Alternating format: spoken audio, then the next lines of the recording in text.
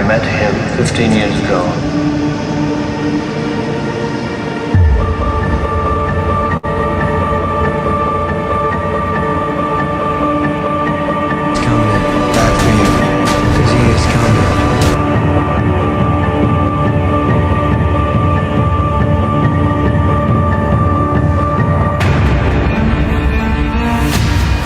Everyone's entitled to one good scare.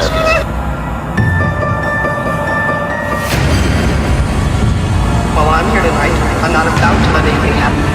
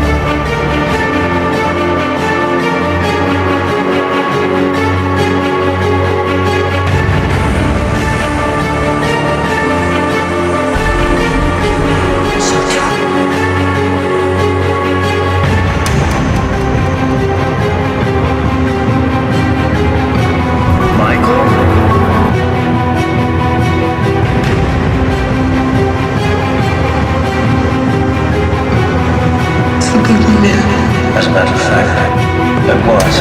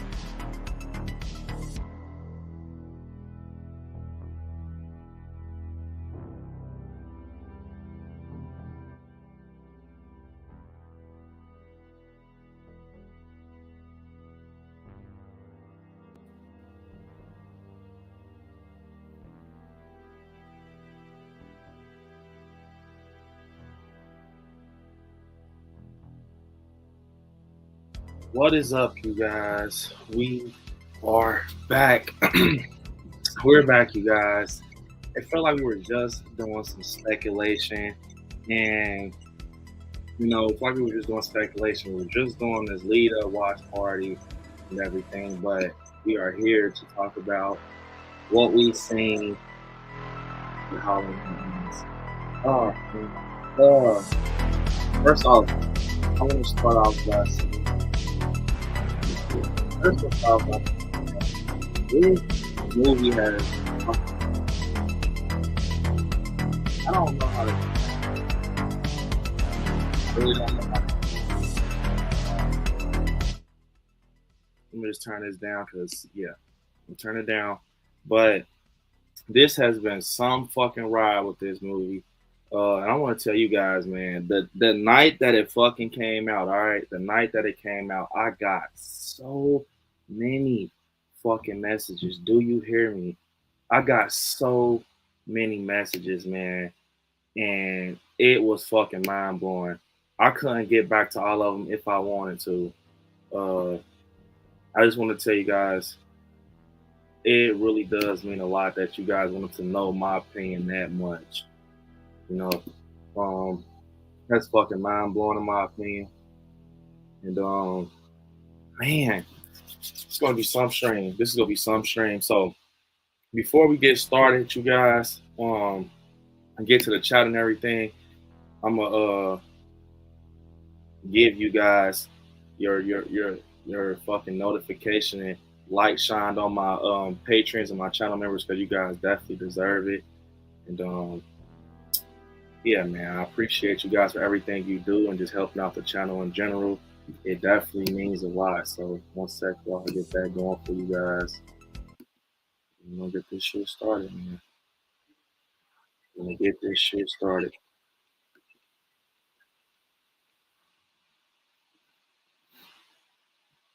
Let's see.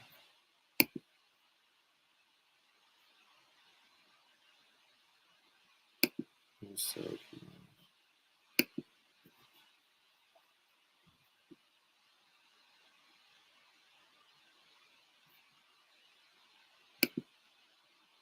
And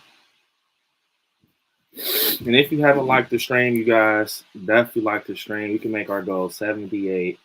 You know, in honor of the freaking Halloween franchise. You guys, I know we can do it, so definitely consider doing that. And this is for my channel members.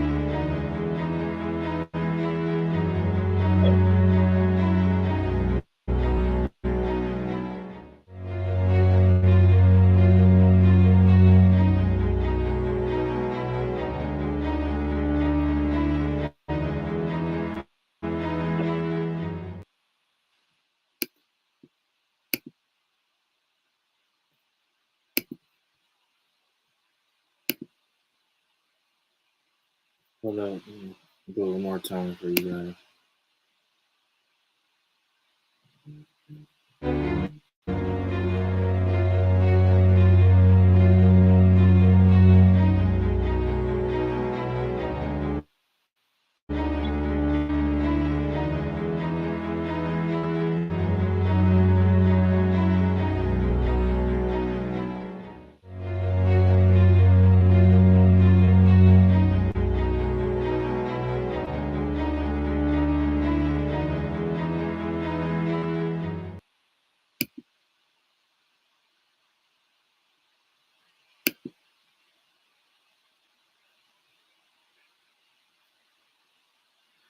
All right, you guys. So I'm about to bring my guest on, and we're gonna get to the freaking video. So first, I want to bring on. I'm gonna bring on the guy that actually went to the freaking movies with me, so he got to see my face and everything and what happened and fucking yeah. I'm like, I gotta bring Terry on because he saw everything. He got to get my review raw out the fucking theaters, and he's just looking at me while I'm at theaters and shit. You guys love Terry. I'm gonna bring on Terry, man. What's up, Terry? What's going What is on, up, B? bro? Hey, everybody, what's up? No fighting, everybody. No fighting. Yeah, we're here, man. We're here, Terry. It's gonna be a good stream, and I'm excited to talk about it. And like I said, this movie definitely divided fans. So some people going to agree, some people aren't going to agree. It's just that simple. But you guys will probably want to be. It's going to be a lot of emotion on this stream, man. I'm gonna tell you guys that right now. So for my second guest, you guys love him, and I'm excited he's actually going to be on this one because he just seen it yesterday, and I haven't been able to, like I said, talk to a lot of people because man, I've been literally arms tied, fucking down since this movie dropped, and I'm like, you know what, Jay's going to bring himself on and talk about it. So man, I really do think that it's going to be a good stream. We got Jay. Jay gonna be on? Yeah, Jay's my guest. You guys love Jay. So Terry's shocked. So you guys want to bring him on? That's What's my up, guy. Jay? Hey What is guys, up, Jay? What's up, Jay? you feeling better now, Terry? Yeah, I feel better. I couldn't miss it, bro. I had to take that medicine. Yeah, I don't blame you. So I'm gonna tell you guys basically how I feel. So first off, we're gonna just I'm so stuck. So we're gonna do it a little different. I'm gonna tell you guys, I can't get to everybody in the chat. You know I don't ever push super chats like that, but in this case, you guys, you might have to, because as I'm looking right now, people are starting to join. It's going to be one of those streams, and I want to kind of lock in and talk about it. Just put the thoughts on the table. So I'm kind of get to a few comments. We got Pixie saying that. Let's see, 1 second.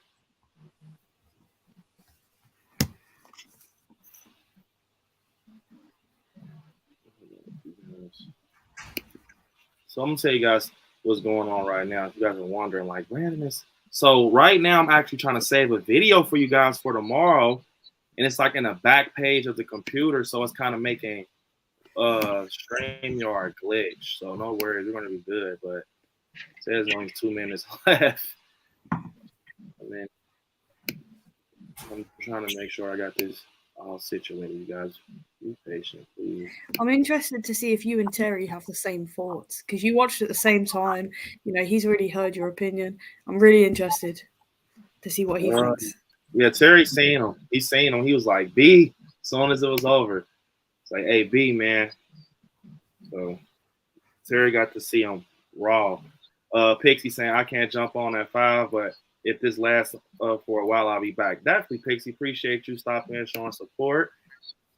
You guys love Pixie. We got Kirsten saying, what's up, everyone? Don't forget to smash the like button. What is up, Kirsten? Hey, Kirsten. We got DJ Hefner saying, I'm here. What's up, bro? What is up? We got Jeremy saying, what's up? What's up, Jeremy, man? What is up, man? Hopefully you enjoyed the movie. I know you're a Michael Myers fan. Juan saying he's fresh out the theater, saying, what's up, fresh out the theater, man? What you think? It's the perfect time to hop on the stream. You're fresh out the theater. We got Larry saying, what's up? What's up, Larry, man? What is up? Oh my God, Jay helping me out. Let me see. Almighty Horror saying, yo, what's up? What's up, Almighty Horror, man? What is up?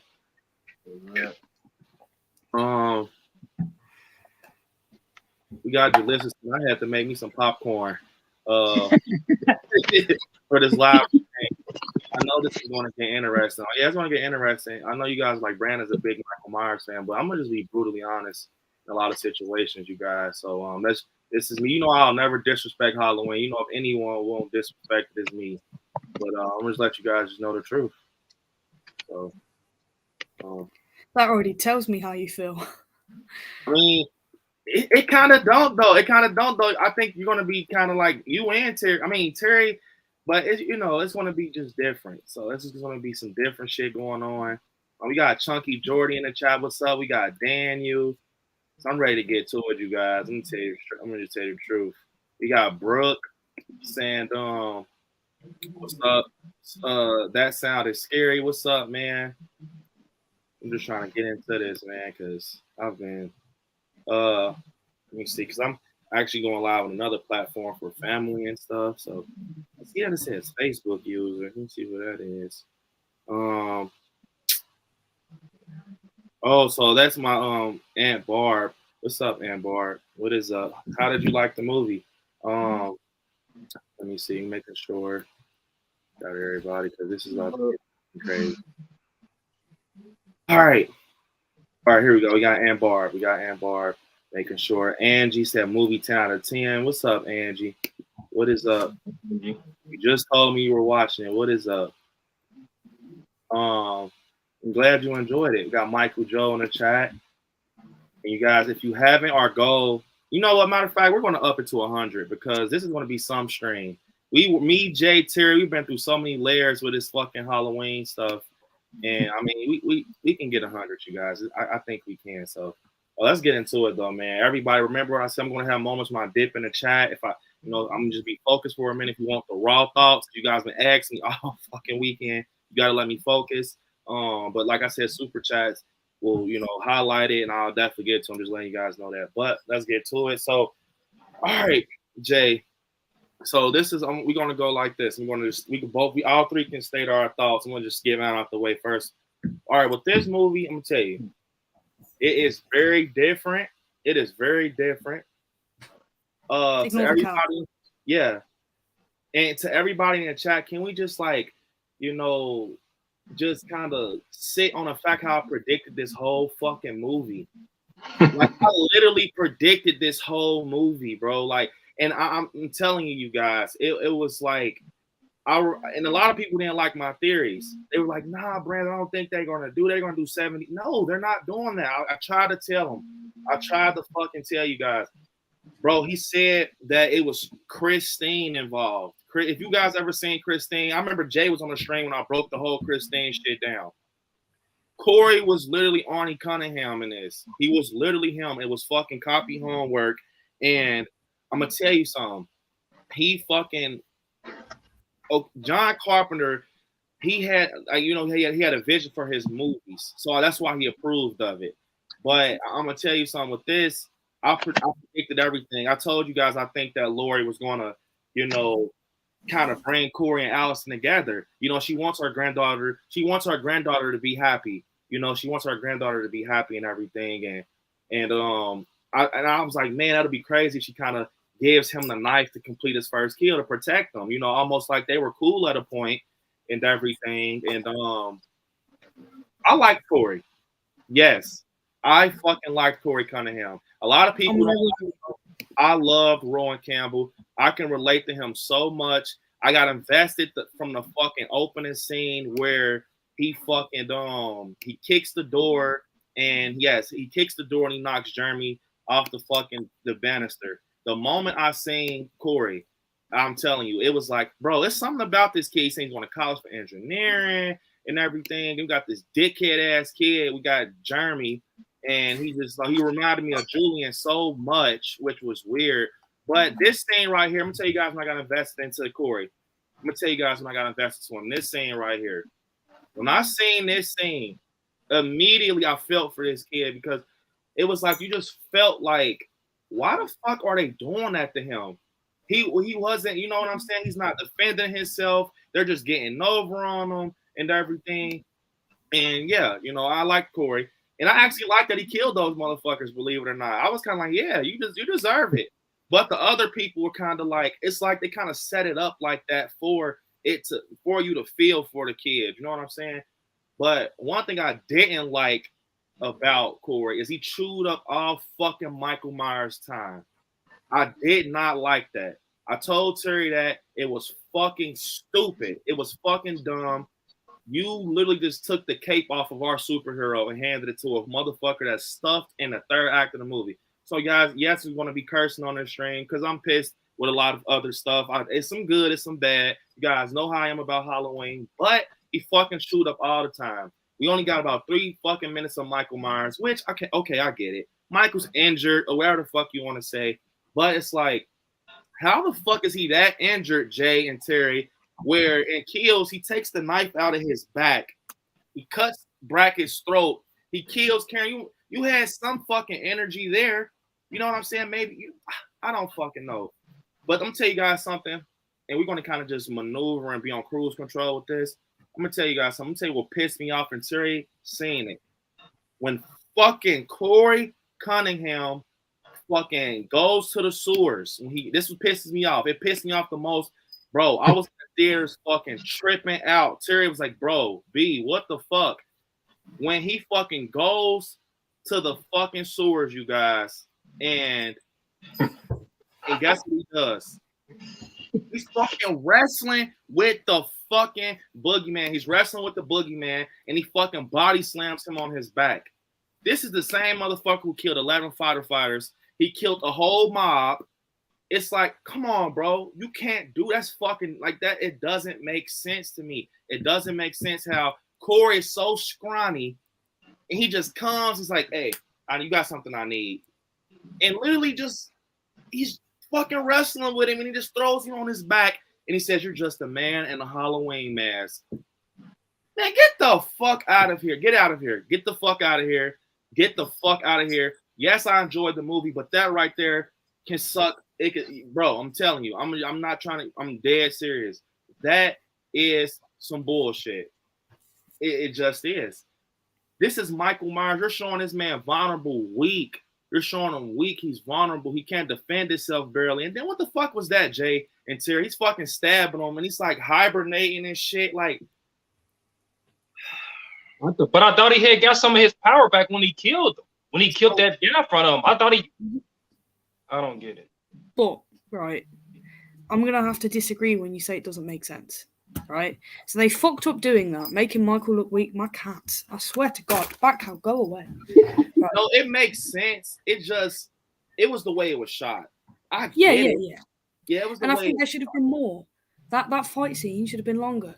Yeah. Michael shouldn't have been just like knocked on his back and that's it. If he really was, if they were, so the way I see it is there was a connection. You know, he let Michael let Corey go. There's a reason for that. And then he starts to trust Corey because Corey's basically bringing him offerings. Like, here you go, Michael, have a kill. You know, they've got like a bond. Yeah. And then, like, I think that basically Michael was sort of training Corey, but in like a weird way, because they were killing together. Yeah, it's weird. We've never seen that shit before, but they were killing together. I feel like they were training, you know, he was training him. But I also feel like Corey was getting Michael's strength back by doing that. And I think because Corey was getting more kills, I know they were killing like together, but he was getting more kills. You know, he killed the old guy. And the old guy told us that Michael kills people like occasionally. So I think the reason he was so weak is because of, you know, he's only occasionally killing in the sewers. Batcat, go away. So I think it makes sense because we saw that Corey is getting stronger and darker. And yeah, Michael's gaining strength too. But the whole point of that scene, even though it was shit the way they did it, was that Corey was now overpowering the shape because the shape's basically taught him how to do the shit. But the shape's an old man. He's been through a lot of shit. He can't do it anymore. So I think it makes sense. They just shot it in a really shitty way. They could have found a better way to do it. You don't do Michael like that. And if you love the franchise, you do not do Michael like that. I don't care how much sense they're trying to make out of it. You gotta find another way to do it. You don't take somebody's superhero and just have somebody body slam him and take his mask off. And then you know it's disrespectful because of what he said to him. Talking about you just a man. Who wrote that in the script? Yeah, that right there.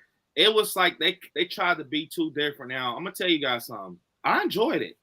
People were inboxing me left and right. I promise you guys, I probably got almost close to 1,000 fucking messages. It literally, bro, it started when me and Terry left the theater. When me and Terry was in the car, I'm like, oh shit. It was just like, I'm like, hold the fuck up. Like, it was bad. Jay, I swear I couldn't. I literally had to sleep on it that night. It was bad, but it was a lot of people like, bro, I know you hated this. I didn't. I really didn't hate it. And I told Terry out the theaters. Like, when I left out the theaters, you guys, I didn't speak to Terry or Monica. I went straight to the restroom because I had to process that moment, how it ended off, you know. But Terry had hit he had said something to me in the car. Hey, bro, so how do you feel? Like, how do you feel about this? And it was like almost me just ratting a lot of things. I had to go see it in theaters last night, and I'm gonna tell you something about this movie that I figured out last night that's gonna fucking. Because you guys, that's the thing about me. As a fan and as a speculator, a theorist, whatever the fuck you want to say, I do. You got to see both ends of the boat. I can't be selfish and say fuck your opinion, fuck her opinion. That just doesn't make sense. Because at the end of the day, this movie was designed to have technically two opinions, in my opinion. Literally, it was like designed to do that. So let me tell you guys the good with this, all right? Because we're going to get into the bad and everything. And by the way, this right here is just the beginning. This is part one. We got to do a part two because it's so fucking much. This is just part one, so we might probably not even want to cover everything. We got part two Tuesday. But let me tell you, I love the cinematography of this fucking movie. The score, I loved how, like, you know, as soon as the movie starts, it gets you in, it pulls you in. As soon as you see Corey and the kid and everything, and that fucking opening scene was out of this fucking world. Like when fucking Jeremy falls and he fucking breaks his neck, I know everybody in the theater and your fucking theater went crazy because in me and Terry's theater, when this fucking happened, everybody lost their shit. And then the music kicks up and then you get this. And I spotted the Halloween 3 font with the bright sky blue. I was like, you know what? They're not going to go that bright orange anymore. This is going to be different. But I'm going to tell you guys something. The moment I seen this, yes, the coveralls. And they're a little dirty and shit. I'm like, oh, yeah, he's definitely getting that mask. He already has the coveralls. But let me tell you, this movie focuses on trauma, society. This movie is real. That's why I like it. I'm going to tell you guys, all the other Halloweens, this is a real movie. It focuses on bullying and everything. And they do a great job at making you want to, you know, love Corey. I swear, I did not want to love this fucking character. I wanted to hate him because I love Michael Myers. But like I told Monica last night, something just won't let me hate this movie. Something just won't. You know, I hate Jeepers Creepers Reborn. And a lot of people are saying this is worse than Jeepers Creepers Reborn. Bullshit. Bullshit. I'm going to be honest. You guys just don't understand it. It's not, and a lot of people out here, it's just not what you want. That's the thing. And since I'm such a fan, I understand the big picture. Is it something that I wanted? No. But is it something I'm going to take and understand as a fan? Yeah, I'm going to understand it. Was it a lot of missed opportunity in this? Hell yeah. It was a lot. This movie was like this. You will think these motherfuckers are going left. They bust a U-turn right. And like I said, I thought I was going to hate Corey. I thought I was going to hate Corey killing as the Shape. I fucking loved him. It was to the point. He didn't even kill as the Shape, though. Yeah. He was he like. Killed as a scarecrow. So we can't even say, I know that he killed like the Shape and with the Shape, but he wasn't the Shape. And he never tried to be the Shape until the end. And it didn't work. He killed in the scarecrow mask, and then he killed DJ Willie the Kid in the Michael get up. Oh yeah. Yeah, with the coveralls. And I'm gonna tell you guys something. I was convinced. When I seen him when he got out the car and he walked, and you know he was walking with I'm like, oh shit, and he's banging his head, bro. Corey did a great job as Michael. I'm not gonna lie, you couldn't fool me. I seen the presence of Michael in him. Like, it wasn't like he was something like, oh, you can see. No, he looked like Michael, and they did it on purpose. They shot him waist up. I know his shoulder's not big as James Jude, but bro, he made a mark, in my opinion. Corey made a fucking mark. He didn't do some bullshit Busta Rhymes shit. He made a mark. He motherfucker had one of the most brutalest kills in the franchise, in my opinion. Yes, I said it. I know it's like heated. It's like, oh shit, you're saying that? That's fucking wild. It's true. I said it because when I seen that fucking scene where he fucking has, bro, like look at this shit right here, Jay and Terry. Look at it. That's one of the best kills in the history of Shay's favorite kill. That's one of the best kills in the franchise. He puts his fucking tongue on a turntable, and it's one of the most disturbing shit ever. You just hear the. We were cracking up. My only thing is that Michael ain't do it. You supposed to get that killed to Michael. Like, the thing with this movie is it shows you that evil doesn't die; it just changes shape. And I'm gonna tell you guys something. When he's choking him, right? And I got a picture I want to show you guys. When he's fucking choking Corey, you can see. Almost this movie wasn't too verbal. I will say that it just wanted you to kind of figure shit out. But when you seen this and you kind of see what you know what I'm saying, it's kind of showing you that the evil has transferred to another vessel because he's getting so old. Now it's kind of weird because when he chokes him, you don't see Michael's shit he's been through. You see Corey's. And it's like, it's Corey looking at Michael, but he sees the situations he's been through with Jeremy getting bullied. And when if you peep, you guys, through the movie, he keeps looking at his hand. And a lot of people are like, why the fuck does he keep looking at his hand? It's because he's trying to see, am I really growing to be Michael? Because, you know, Michael survives our wounds usually. He just got fucked up and kills. I think he was making like, bro, kept on, because a lot of people don't understand that he was unwrapping his hand like, bro, am I immortal? Because that's why he said on the roof when he dropped, he said, I don't believe in immortality. And then when he laid down, he got up at the 90-degree angle like Michael. And that right there, that scene showed me he's really the fucking shape. When he gets up like that, and I'm like, yeah, you know? So it's good stuff in this movie, but it's a lot. Can I say something, right? Yeah. Willie the Kid fucking deserved that. Yeah, Willie deserved that shit.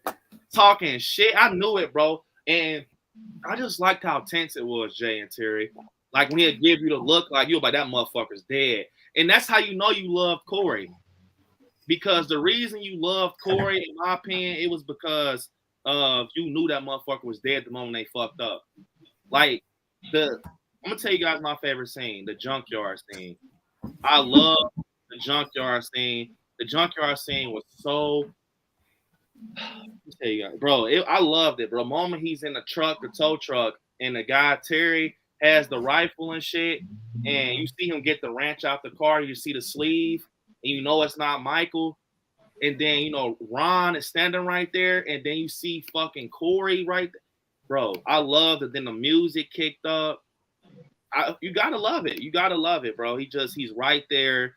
He puts the mask on. Only thing I didn't like is it kind of mocked that scene from Kills. You know, it just kind of mocked that scene from Kills. But Jay, what do you feel, Jay, about, you know, just walking out the theater and everything? I'm gonna get to Terry. Like, how do you feel about this? The first thing I've got to say is I completely fucking agree with you. I fucking love Corey. Yeah. I'm so pissed that they killed him. What the fuck? Let him be our new shape. And I know that everyone is going to hate me for that, but he was fucking amazing. Like, we've had some shapes that's like, what the fuck? He did it so well. And for the most part, he wasn't even trying to be the shape. It wasn't until the end where he was like, nah, let me take this mask. But, like, I fucking love him. Like, I wanted to hate him. We knew he was coming. I was like, I'm going to hate this guy. I don't care what they do. I'm going to hate this guy. I fucking loved him. Like, the way they did it, how we're watching him slowly ascend into the darkness while he's hooking up with Allison and she's falling in love with him and, you know, they're planning to leave. Like, it was crazy, dude. I fucking loved this guy. And I wanted to hate him. And I still can't hate him. I got home, I put that shit on fucking the Peacock version on. Like, I couldn't stay away from it. Like, the ending is the only part of the movie that's got me thinking. Yeah. The rest of it, I fucking love. Like, maybe it's because I'm not as big as I love the Halloween franchise, but not the way you guys do. Like, I'm not as invested. But this movie, I fucking like it. Like, I'm on like 8 or 9 out of 10. Like, it's only the ending that I find questionable. But we knew it was coming. You know, whether we said it or not, we knew what was going to happen. We knew how it was going to end. But, dude, I went into that movie wanting to hate Corey. For weeks, I've been thinking, I'm going to hate this guy. He did so well at making me like him.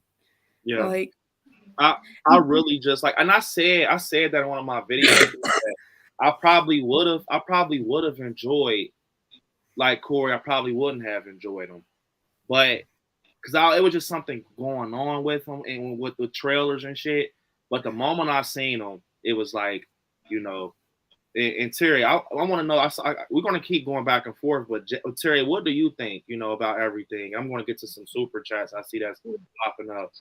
Well, obviously the super spoiler with me gonna be, I seen it 3 times. I seen it at IMAX. That's the best way to see it. So so we got the best experience at IMAX. Like you say, the beginning. Oh my God, when the kid fell. Yeah.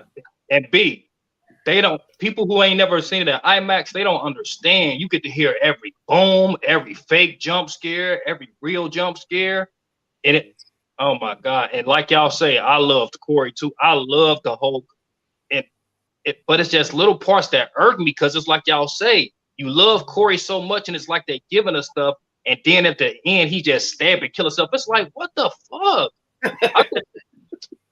It's like, now if it do come back, we not gonna have Corey no more. You give us all this and you put me through all this love bullshit. Yeah. Only to kill the guy off. So why did you have us go through all that? But yeah, I watched it 3 times. I watched it once at IMAX and I watched it twice on Peacock. So yeah, I loved it. I'm going to watch it more times too. We're going to get, this is no, bro. We're not even a rabbit hole yet. I'm going to tell you guys. I won't say I loved it, but I liked it. Yeah. I'm not no 1 out of 10. And I'm thinking, like, somebody inboxed me the other day talking about this the last one in the franchise. They like it better than Halloween 2 is better. I said, man, quit talking to me. Hey, fucking Halloween 2 with the fucking white horse walking around, a unicorn. No, I'm not gonna hear that bullshit. I end up taking them off my page and everything, and don't talk to me no more. But yeah, I liked it. I got a lot of, but it's like with any movie, y'all. It's movies that got a whole lot of flaws in any movie. And I'm pretty sure that somebody who would say they don't like this movie, I could pick out a movie they think is a 10 out of 10, and we can pick shit from that movie too. So, but yeah, I liked it. Yeah, I agree. I agree, Terry. You guys, we got 47 likes with 60 people watching. Let's definitely try to get to that goal and push the other people that wants to hear, us talk about Halloween and just horror in general. We got my guy Shape for a super chat though. I haven't even talked to Shape since he's seen it. Shape saying, when watching ends, you got to dive deep to see. Yeah, I agree. That's what it is. I think people are just so used to, that same ass back and forth cat and mouse fight with Laurie and Michael, when the whole time you just see the Sam Hain in this. That's, you know what I'm saying? You just see more shit. You see different. You see evil taking a different shape. It's not basically your everyday Halloween movie, but it's the start of something new. It's the start of something new. And I feel like it's some shit that you're not going to understand when you watch it on your first try. But as you watch it more and more, and you get attached more, you're going to want to get invested more and learn more. I think you will like it. So definitely, Shape. I can't wait to talk to you about it also, bro. So for you, Shape, I want to give you my favorite super chat, and we want to knock these out so we can finish talking about this, man.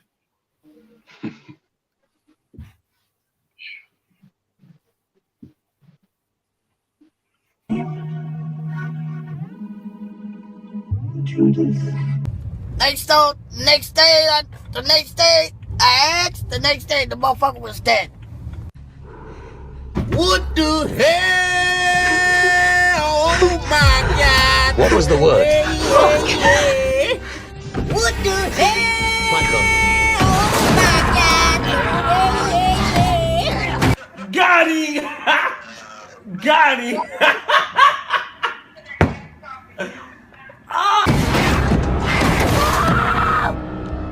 Damn! That's from my guy Shape. Yeah. Before the comment disappears, Larry's last comment, I feel the exact same way. Before it disappears, you got to put it up. All right. Oh my God, so many fucking comments. Because it's accurate as fuck. This one right here. Yeah. I wanted more from that battle. I felt like the battle lasted longer in the trailer than it did in the movie. Yes. What the fuck I agree. was that? I What the agree. fuck? I'm telling you guys. I'm telling you. I haven't even told you everything. I'm just trying to start it off. I'm just And trying he to was like start a this shit circle, off. man, with a refrigerator laying on him. Like, come on, bro. You can push that damn refrigerator off you, man. I'm telling you guys something that is fucking deep with that scene, and a lot of people they're not seeing it. A lot of people aren't seeing it. They're looking over it. I'm gonna tell you guys what I think happened in that scene. Just know it's too many fucking chefs in the kitchen.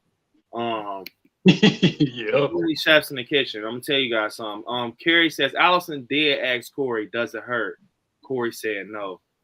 Right. And I think exactly what so Carrie's getting it. I think when he kept like doing like when he's fucking it's a scene where he's like actually at the Dr. Mathis' house, right? And Michael's in there with the chick, and you can see Corey actually looking at his hand around this scene right here. He's looking at his hand like, holy shit, like this, like, am I tripping? It doesn't hurt anymore? Like, it's like, you know, I got a video for it that's coming that's very interesting, but you know, he's like checking his hand. I was almost like, damn, I'm turning into some shit, you know. So I agree with you, Carrie. It was something where it all started on top of that fucking radio tower, you know. And he was like, "Do you believe in immortality?" You know, he jumped off the roof and shit. So definitely, I appreciate the super chat, Carrie. And, definitely all your support, guys. Gotta love Carrie, man. It's crazy, B, because we had all those streams with all that stuff y'all was talking about that had us interested, and the movie ain't answer a lot of it. I'm like, fuck, man. Yeah. Riding dirty, trying to get me riding dirty, trying to get me riding dirty, trying to get me riding dirty. My music's so loud, I'm swinging. They're hoping that they're gonna catch me riding dirty. Trying to get me riding dirty, trying to get me riding dirty, trying to get me riding dirty, trying to get me riding dirty.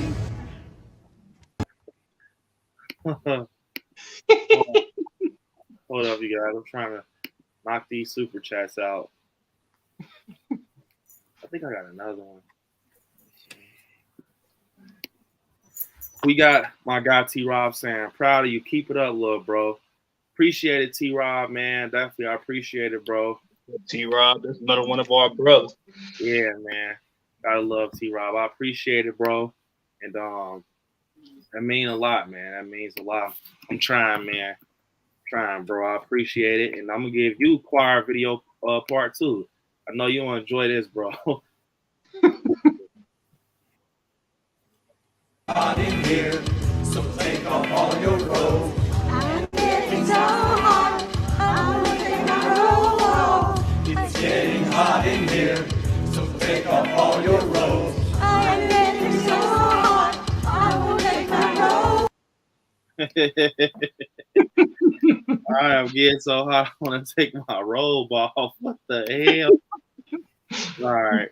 Let me get to this one. I want to, because, man, that's why I had to do 2 parts of this, man. It's so fucking much. I'll probably be talking about this for fucking next, like, man, I don't know, man. It's one of them that left off on a crazy ass note. Jason, man, says Halloween ends made Myers look like a punk. You know, Freddie Harris on Myers, and it was nice to give Myers a cameo in his own movie. Gotta love Jason, man. Gotta love Jason. And Jason, I agree, man. They kind of winded Michael down. In this movie, you're supposed to have Michael going down on some Terminator shit. You're supposed to have Michael going down on some Terminator shit. You had him. It's like, bro, he couldn't stand on his own 2 feet at a point. Like, it was just like, man, it's like the image. It's the fucking image that they left. And, you know, our eyes and our brain we left out. So that's why I say it's some parts that make me not like this movie. It's some parts that make me love it, you know. But after the end result, I enjoy it. Because I'm going to tell you why. I see the bigger picture. And I just really, you can't look at it like any ordinary Halloween movie. It's a coming of age story, you know. So I appreciate it, Jason. And I'm about to get to this super chat, and we're going to talk about something else I want to talk about that's fucking crazy. Speaking of Freddie Harris, Jason, you guys gotta love my guy Jason, man. Now, I didn't see the Iron Lady, by the way.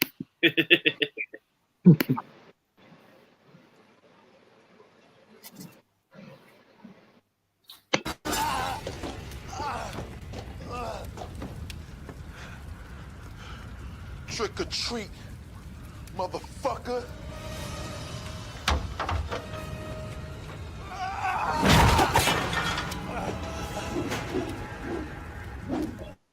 Please! Jesus Christ. Oh man. All right, you guys. So I'm gonna talk a little bit more. I'm trying to try to get to some comments and everything. It's a lot of you guys in here, man. That shit is crazy. But so the end, I want to touch on what Jay said with the ending and everything. It kicked me in the chest. And I'm not gonna lie. I'm not gonna sit up here and lie and say I didn't have that feeling once we knew it was the ending. Like I told you guys, you can feel it. The moment, it's so fucking wild how I predicted this. I swear, like from the moment she shoots him off the banister, I'm like, what the fuck? Like this is weird.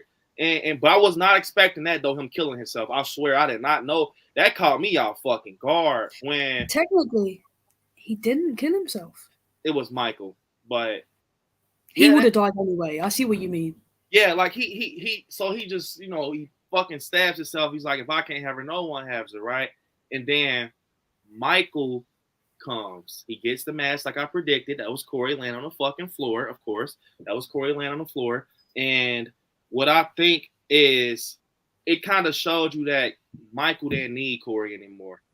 And it kind of also showed that Corey realized this is not what I want to do. Because he tries to grab the knife to help Allison and Lori. I think, and look, I'm going to tell you guys something. I remember I said it here on I Like Scary First. I said it in theaters with Terry. And shout out to the wife for kind of bringing it up, Monica. Bro, when you get this scene right here, it's almost like when they locked eyes, him and Allison, the shit bounced off of him and went to her. That's the way it was shot, at least. Because after that, he tries to grab the fucking knife like, oh shit, this is not what I want to do. This is not what I want to do. And he tries to get the knife and everything. But Michael comes and fucking snaps it. It's like, you know what I'm saying? And then Michael's like, oh, I don't fucking need you anymore. Like, and, snaps him off, puts the mask on, let's go. And we get the scene, the most anticipated scene of any horror movie, in my opinion, the final battle for Halloween Ends. Now, let me tell you guys the truth. Let me tell you guys the complete truth. I really do feel like it was too many chefs in the kitchen. It was too many chefs in the kitchen. It was lazy. And they got nervous. I think they did not realize what the fuck they were playing with. I feel like they were like, this shit is going to be hard to end off. And I feel like Michael didn't even get to put up a fight, if that makes sense. He had, like, Lori's out muscling Michael Myers. She's fucking going Sarah Connor. It was like, it wasn't enough for me. It was like, that's like, it was almost like, how you have your favorite drink, favorite ice with your straw. You got that little corner of juice left and you slurp and it's like, damn, like, where's the other? Like, what the fuck? Like, that's how I felt. It happened too fast. And the way they killed him was fucking terrible. She's like, you're nothing but a same shit as Corey. Why do you guys keep fucking saying that? You're nothing but a human. And rubs his face with the knife and shit. It shows Michael so fucking weak. Like, bro, 2018 last scene was way better than that. I said, bro, I would have rather had Ends be the fucking entry. In 2018 be the final film. Like, for example, Michael escapes the fucking Smith's Grove. He has nowhere to go. He's homeless. He doesn't want to go to his house because someone lives in there, Little John and Big John. So he goes to the fucking, he could simply kill him, but he just goes in the sewers. And then we get the story in like reverse. And then it ends off this motherfucker in the basement. Because at this point, and oh my God, like, you guys, you got to be patient with me. But the fucking, when she slits his fucking wrist, it's like bleeding out.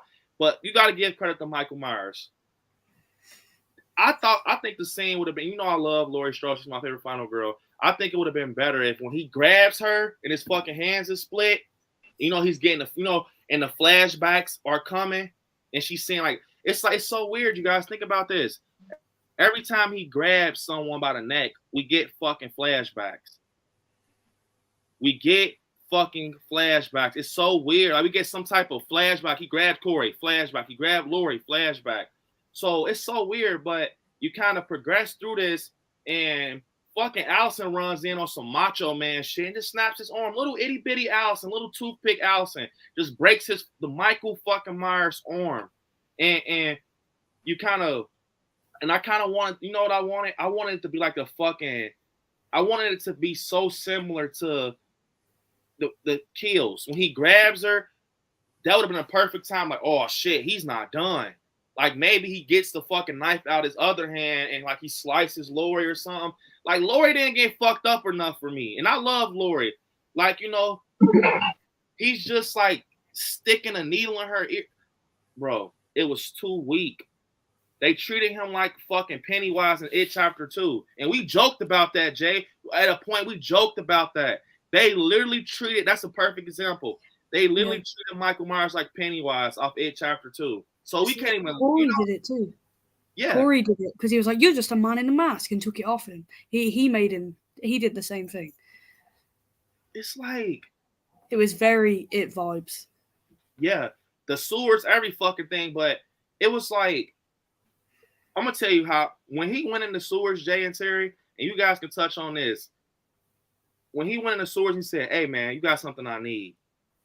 I would have made Michael Myers kill his ass right there, because that's pushing the envelope. That's going too far over the line. So they're like the moment when Michael's like pushing him, they're like going like left or right, like little brother, big brother that's scooching shit. I would have just heard like or something like, and this motherfucker's dead. Michael just drags him, and then it shows that Michael ended up getting powered up off the Mulaney. That was his, cause bro, it's so confusing. Look, they said that this. How the fuck, right? How the fuck is Allison with that guy? What the fuck? And how she so, and it makes sense the way they said, the way they made it, like she got attracted to him. Like I'm like, no, I don't care how you try to sell it. That don't make sense. No. It was almost like Allison.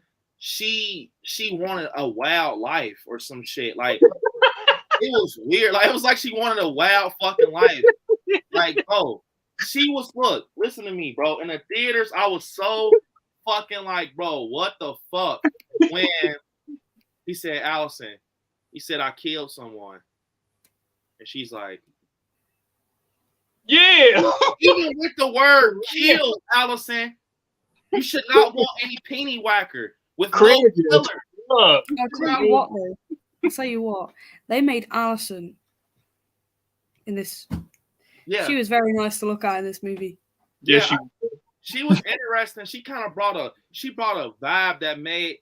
I think Allison brought a vibe. The vibe that came with Allison made you want to investigate her. It was times when Monica was tapping me on the shoulder in the theater, like, she's going to do some bullshit. But she never did, but you got that vibe from her. Like she was dark. I expected her to like smack her grandma up the face or something. She was pissed. Do you know what I mean? I was like, when she saw Corey on the floor, regardless of the fact that the mask's there, regardless that he's in the coveralls, I expected her to just smack her up the side of the face. Was Corey trying to transfer some of the evil over to her? Like she was just intrigued. Like, I killed someone. Oh, come on, I'll go with you. What is going on?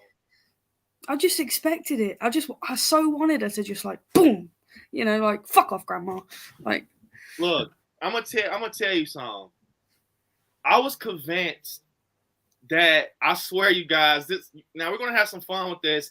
That's why we can't only do one. We got to do 2 streams, probably 3. I don't know. When they're on a fucking motorcycle, yes, they're on a fucking motorcycle. They're just driving in the night, hair blowing and some more shit.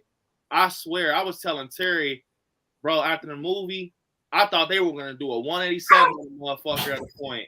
Like they were going to pull up on somebody and then Allison gets her little Batgirl mask, like the Catwoman mask she had in the party, And it's like fucking, hey, I swear you guys are probably, I'm telling you, I was fucking, bro, I swear to fucking God, Jay, my first time seeing it, Terry, I'm like, this motherfucker is gonna stab somebody with a scalpel or some shit. Did you have a split second?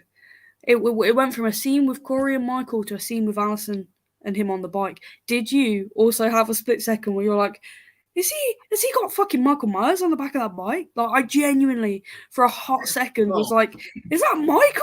Until they showed her face, and I was like, oh my fucking God. Because I genuinely believed that he'd got Michael. He was giving Michael a backy, mate. Like, Michael ain't got bus fare. Like, I swear to God.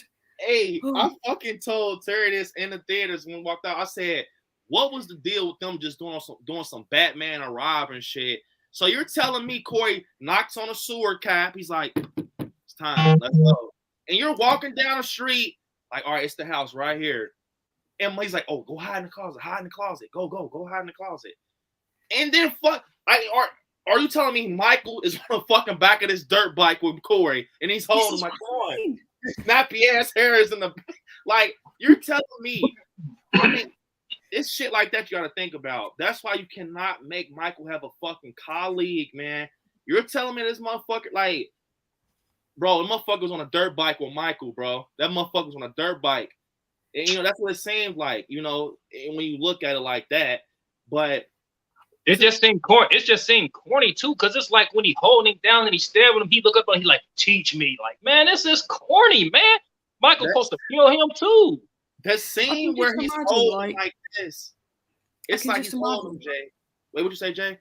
I can just imagine, like, he's got Michael on the back of the bike. He's like, hey, Michael, before I drop you off, should we go to some Mackey's? Like, drive through the drive-through, pick you up at 7, yeah? Like, what the fuck? Like, I get the idea that he's driving Michael around. Well, stop and get something to eat and everything. Like, they best friends now. Like, that was stupid. I just feel like, to be honest, when they killed Michael, it was disturbing. That shit was so disturbing in my opinion. A lot of you guys might not be disturbed by it, but when they put him in like the fucking the car thing, the tool or whatever you want to fucking call it, it was fucking disturbing because when you sit there and look at it, they literally put Michael over the crowd. And his body is just like, like he's just like this. I'm like, what the fuck? Like, please. And they just dump him in there, and Allison's like, and pulls it, and he just cracks, and the fucking bones. Yes, I had tears in my fucking eyes because he's just getting flung around like a rag doll, bones cracking, brains popping out. It's like, bro, I would have rather this motherfucker died in like a fucking, I don't know, not that. It just felt like that because it was so quick. It's like towards the end, the fight scene was quick, and then boom, now you kill Michael real quick. It's like, damn, y'all couldn't put more into these last parts when you put all this love, Little Mermaid shit through the whole rest of the movie, the love shit. The other ending was going to be this, you guys, if you didn't know, from what I heard. What I heard was the other ending was going to be they go to the junkyard. They tie fucking Michael's arms to another end of a car, and then they tie his legs to another end of a car. Lori gets in one car, Allison gets in another car, and it's like flashbacks going off in Allison's head about her mother, her fucking dad. She's just having flashbacks, and then Lori's having them, and she's like, Allison, now. They both drive separate ways and fucking rip Michael in half. There was also one where he gets set on fire, wasn't there? Yeah, it was like some shit where he gets crucified, and it was so much shit people were talking about with these endings. Y'all know the craziest ending I heard be? You ain't hear the craziest ending where they say Allison knocked on her mom's door and she end up the powers transferred to her. To Jamie Lee. I'm like, what the fuck? I know you wouldn't have liked that ending.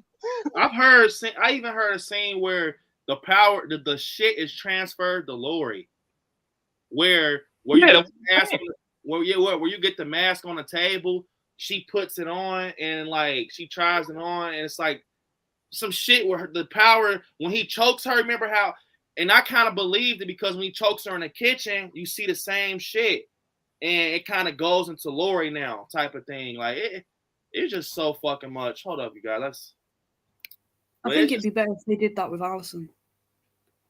Man, I can't believe they went this route. But it's like, I'm going to tell you, bro, Corey put this fucking movie on his back. He fucking carried this movie. Even him and Allison. Oh yeah, Allison. Yeah, because this was their movie. You know, this was their movie. I think they should have done another movie, and this movie should have been like Corey's story, and then the next one be the battle between Laurie, Corey, and Michael, because then we'd have got a better ending. We'd have got a better fight scene. Yeah. We'd have got a better death scene of Michael if they're gonna, like, I think that this would have been a good 3 out of 4. And not had that ending to it, and then give them a longer, better chance at doing the battles, the fight, more kills from Michael, more kills from Corey. I think that would have been better. Because then Corey probably would have lived to kill him off in the next. This was a good standalone film. Like, and John Carpenter's original idea was an anthology series, and he kind of wanted just, shit to happen on Halloween night with different stories. And I think that's why he kind of approved of this. I don't know. But it was fucked up, you guys. We're only in the beginning of this. It's so much to talk about. Like, Donnie saying real quick, Brandon, 2 things. Am I the only one who brought Corey's mom look like Barbara? I hated Corey's mom. She fucking kissed him in the mouth. Like, bro, you deserve to die. What the? That was the funniest, weirdest part of the movie when she kissed him in the mouth. That was not funny, Terry. No. The part. You don't think that was funny when it panned over to the father? He in the corner like, I hope you find love. I hope you find love. Oh, dude, when the dad gets shot, like, I was like, oh! Like, honestly, in the cinema, I was like, oh, no. What the fuck? Because he was all right. I'm just like, with that scene, Jay, I'm just like, bro, what the fuck? Is this some type of shit going on where in these Halloween movies, motherfuckers just steps in front of bullets and shoot herself? Because that's the same shit that happened to Carmela McClutch when she blows her damn brains out and kills. Like, it gave me that type of vibe. But, I mean, oh, man. When he, bro, it was so crazy, though. You got to see, like, look, I got a perfect picture. It's hard to catch it. I had to slow it down. But, look, you get this scene, right? Well, you get this, right? You get, well, it's so fucking hard to explain. Well, look, you get this, and Corey fucking puts the mask on, and then this happens. You catch it real quick. But this motherfucker looks like the Shape. When you look at him, he looks just like Michael. But then this motherfucker gets his brains blew out, and once he moves, Corey's not even there no more. He literally just vanishes. It looks like what the fuck? Donnie said real quick, man, 2 things. Am I the only one who thought Corey's mom? I mean, she kind of resembles her. I see why you said that. He also said, second, how the hell did Sandra survive? Man, when I seen her in this fucking wheelchair, I'm like, bro, if I was Laurie Strode, I would have smacked the shit out of that lady. You see what happened to her? I would have, man, I'm not even playing with you like that. Bro, 2018, Laurie would have probably pulled a gun out on her. 2018, where everybody pulled a steel out of her ass. But, I mean, I don't know how the fuck you survived. That was one of the most brutalest kills ever. It was just brutal. So, I don't know, man. Maybe it was just something they thought that can give somebody some emotional attachment and everything. Do I think it was smart? I mean, waste of screen time. You could have gave that time to Michael. Honestly, the people of Haddonfield in this movie were just like fucking arseholes. Like, get the fuck off their back. Hold up. Wait, what you say, Jay? Because this shit loaded in slow, so it kind of made it. Come in between what you were saying. What you were saying, like, Jay? The people of Haddonfield, they're just fucking mean. Like, stay the fuck away from Laurie if you've got nothing nice to say. Like, I don't know what it is. Like, I don't know whether that's like a cultural thing where in England we're too polite to say shit like that. Whether like America, like, you've got the balls to just walk up to someone and like say shit. But like, she went through so much shit for like 44 years, and you're gonna fucking blame this shit on you? Like, how everyone was like, you tempted him. How the fuck did she tempt him? He fucking escaped. Like, Yeah. that was on him. Like, they always blame Lori because they think she's the one who brought the boogeyman to fucking hide. No, man, this motherfucker came on his own, bro. He the one started in 78 wanting to fucking, you know, once he saw Lori in that POV when her and Tommy's at the door, you know? That's not her fault, man. I would fucking smack the shit out of her with the wheelchair. So it's just time to kill him. They ass right there in the crowd, like, nah, take your ass on home. You were talking that shit. Let me see. But that was an awesome question, Donnie. I'm gonna give you a video. And we gotta, bro, and we have to talk about more of that fucking. I want to see how you guys felt about the end. More about that. But this is for you, Donnie.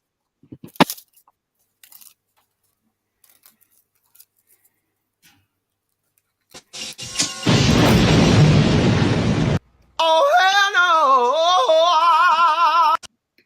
And you guys, like I said, the fucking, it's so much traffic in the chat. This will be your time to, like I said, I'm gonna do something different. Do some moments where I can read people's stuff without super chat. So this will be the time to type up how you felt about the movie right now, so I can kind of get to them because it's getting real flooded. Literally, it's like you guys aren't spamming, but it's like so much opinions in the chat. Like it's hard. So just start typing it right now, you guys. So by the time I look at the newest comments, I can put it on the screen. We're gonna have like some moments through the stream like that, so you guys can be heard. Fuck, I can't. I'm losing super chats and everything because I can't. It's like I can't even fucking find them. All right, here we go. We got my guy Jason saying, Halloween fans, you can't kill the boogeyman. Blumhouse, hold my beer. Sheriff Barker came to play. We need a new Halloween movie to start to fix this. I mean, I'm gonna tell you one thing.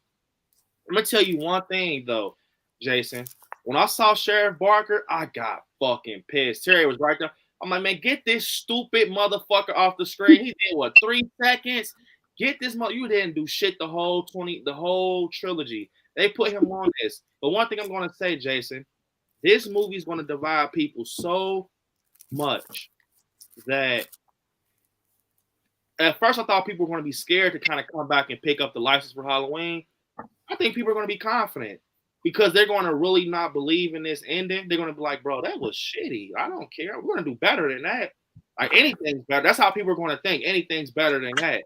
So I guarantee we're gonna get more people trying to tackle Halloween off of this movie.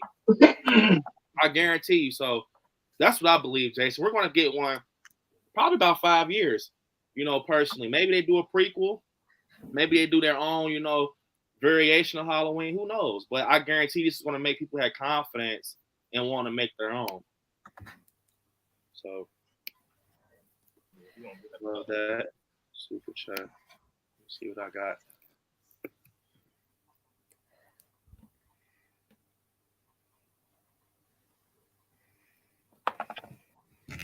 You said you're gonna watch it again, Jay? I watched half of it last night before I went to sleep because it was like 12 o'clock when we got home. So I watched about half of the movie and then I fell asleep. And if I wasn't on this now, I'd be watching it again. Yeah. Like, I swear. You guys don't forget to type what you feel about it, so I can kind of, you know, because like I said, I can't go all the way back up. I mean, not now, not right now. But this is for you, Jason. I appreciate it.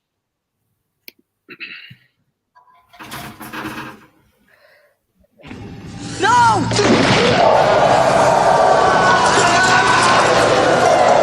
You broke my heart. It's okay. You broke my heart. Man, gotta love that.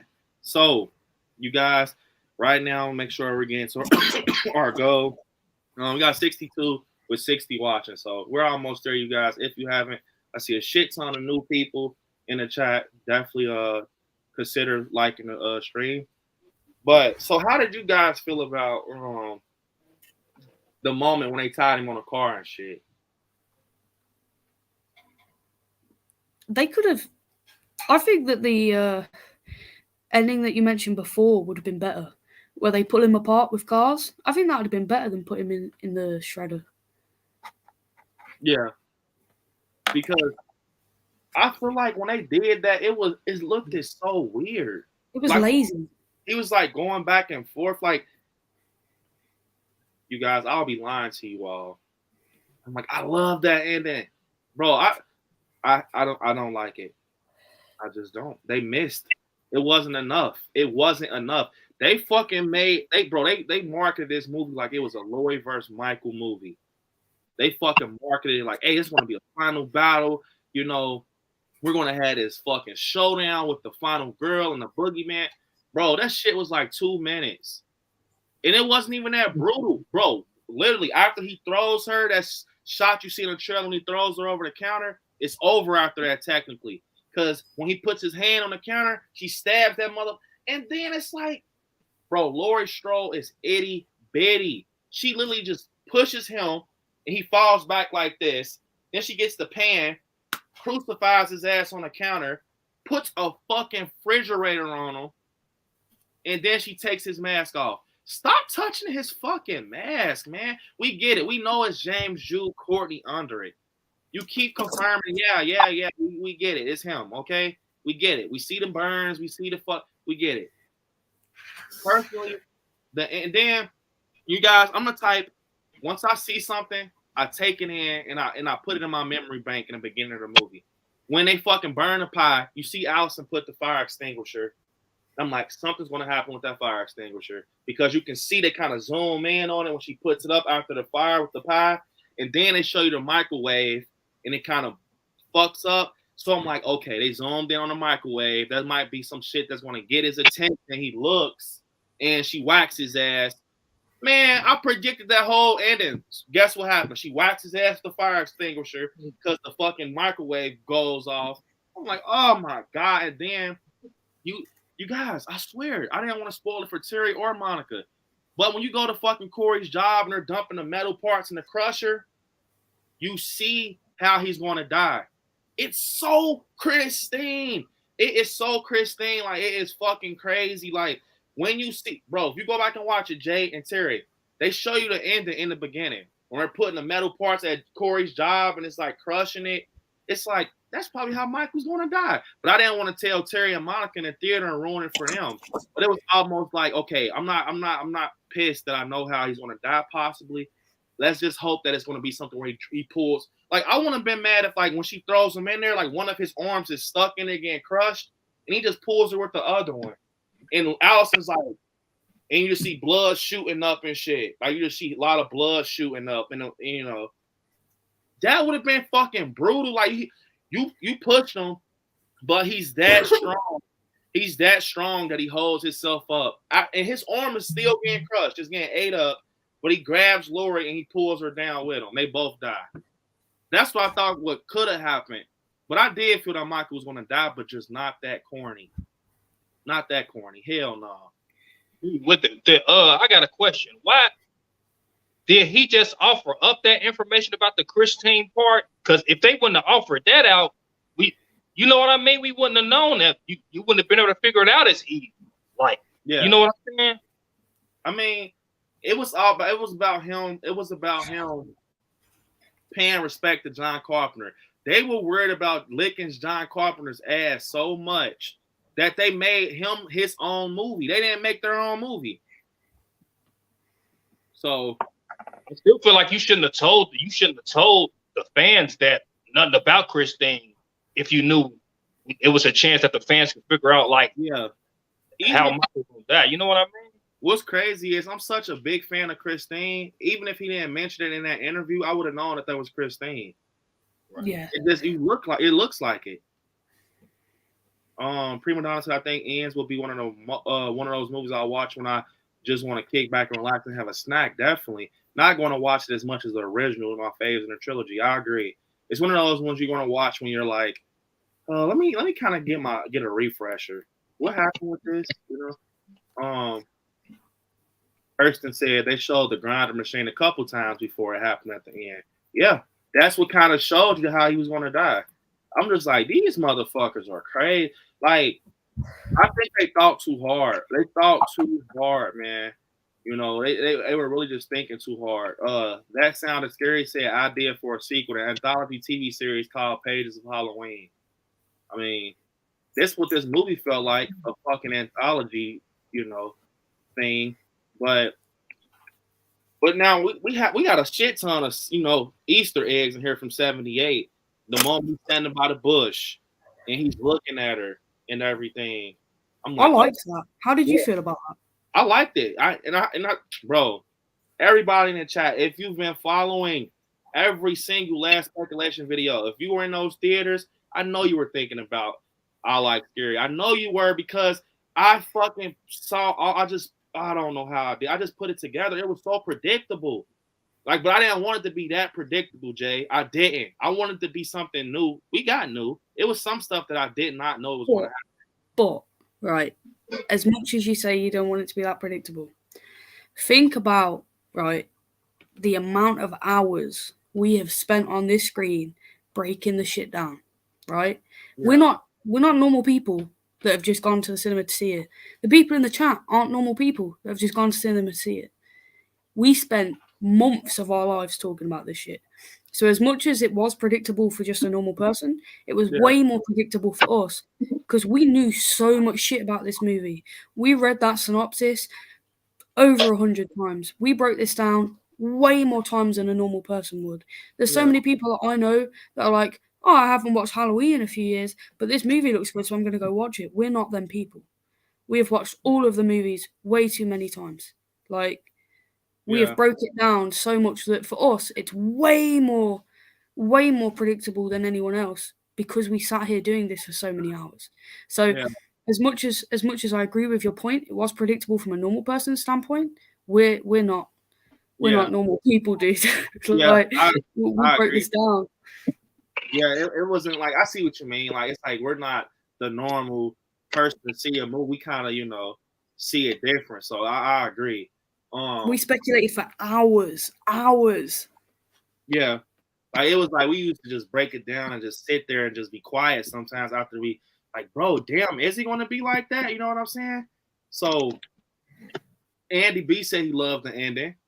Man, that's I mean, I didn't hate the ending. It just wasn't what I wanted.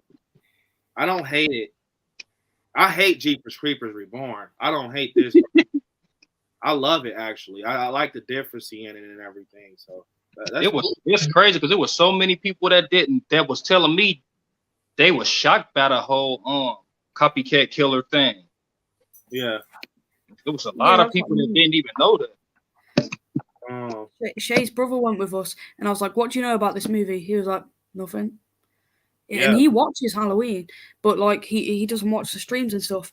And I was like, "You're in for it." I was like, "Do you know who Corey is?" He was like, "No." I was like, "Have you even read the synopsis?" He was like, "No." I was like, "What the fuck?" Because we've spent so many hours of our lives, even not on screen. We've hit each other up about it. We've been in group chats talking about it. So we have we're biased. We knew too much shit about this movie. Yeah, I agree. Brooke said she gotta go. Thanks, Brooke, for stopping in. We appreciate it, Brooke. So I'm gonna pull up some pictures. Let me see. All right, how did you guys feel about this scene right here, where it was it had this scene pulled at my heartstrings so much. It was two scenes in this movie that made me kind of tear up. It was when she was talking and, she was talking about, hey, I want to report a suicide. And she got me good. She got me good because, James Drew Courtney said that a lot of the shit in the trailer wasn't going to be in it. So I'm like, bro, don't tell me she kills herself off the Corey shit because he did just technically kill himself. Well, no, he didn't. No, that was before. But it was so much shit going on with people killing themselves. It was just like, okay, when she did that, you hear the shit hit the wall. I'm like, oh, no, she did not do this shit. She didn't just do this. And then she's like, oh, you really thought I was going to kill my fucking self? And she shoots him. And I immediately, when I see him fall off the banister, I thought about, oh, damn, that's probably your get back for where, for when you knocked Jeremy off, the kid. You probably, it was kind of like some shit that was similar to that. Like, oh, Jeremy fell off the banister. Now you get to see how I feel. But he didn't die off that. But, it was just like, and then, okay, Corey kills himself. And Monica had stated something that was kind of crazy. Monica was like, bro, is fucking Lori gonna jump in with him and kill herself? I was so nervous when I first seen that.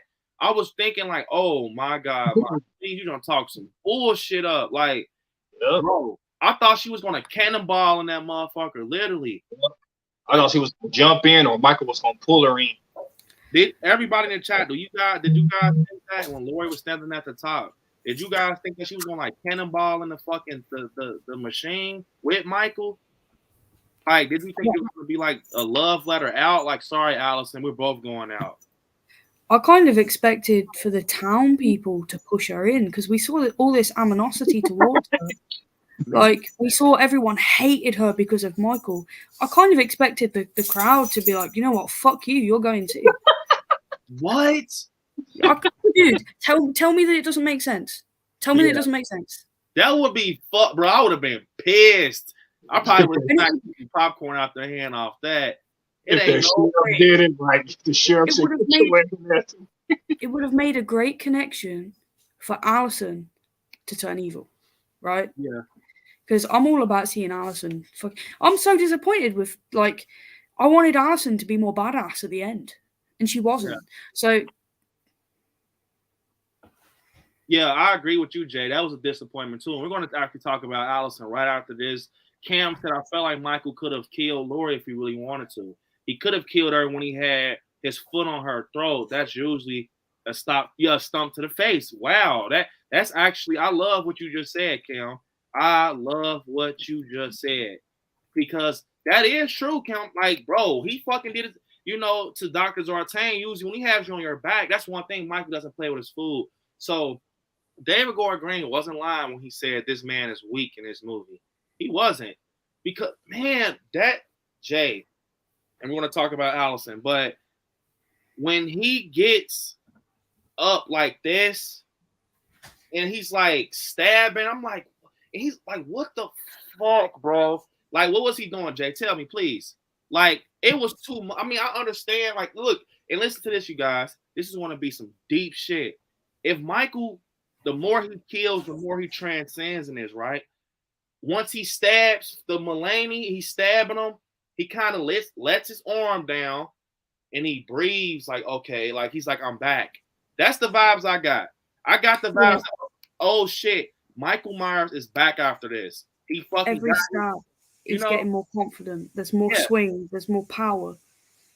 And let me see if I got the picture where I'm talking about. I want to say I do got the picture. Yeah, right here.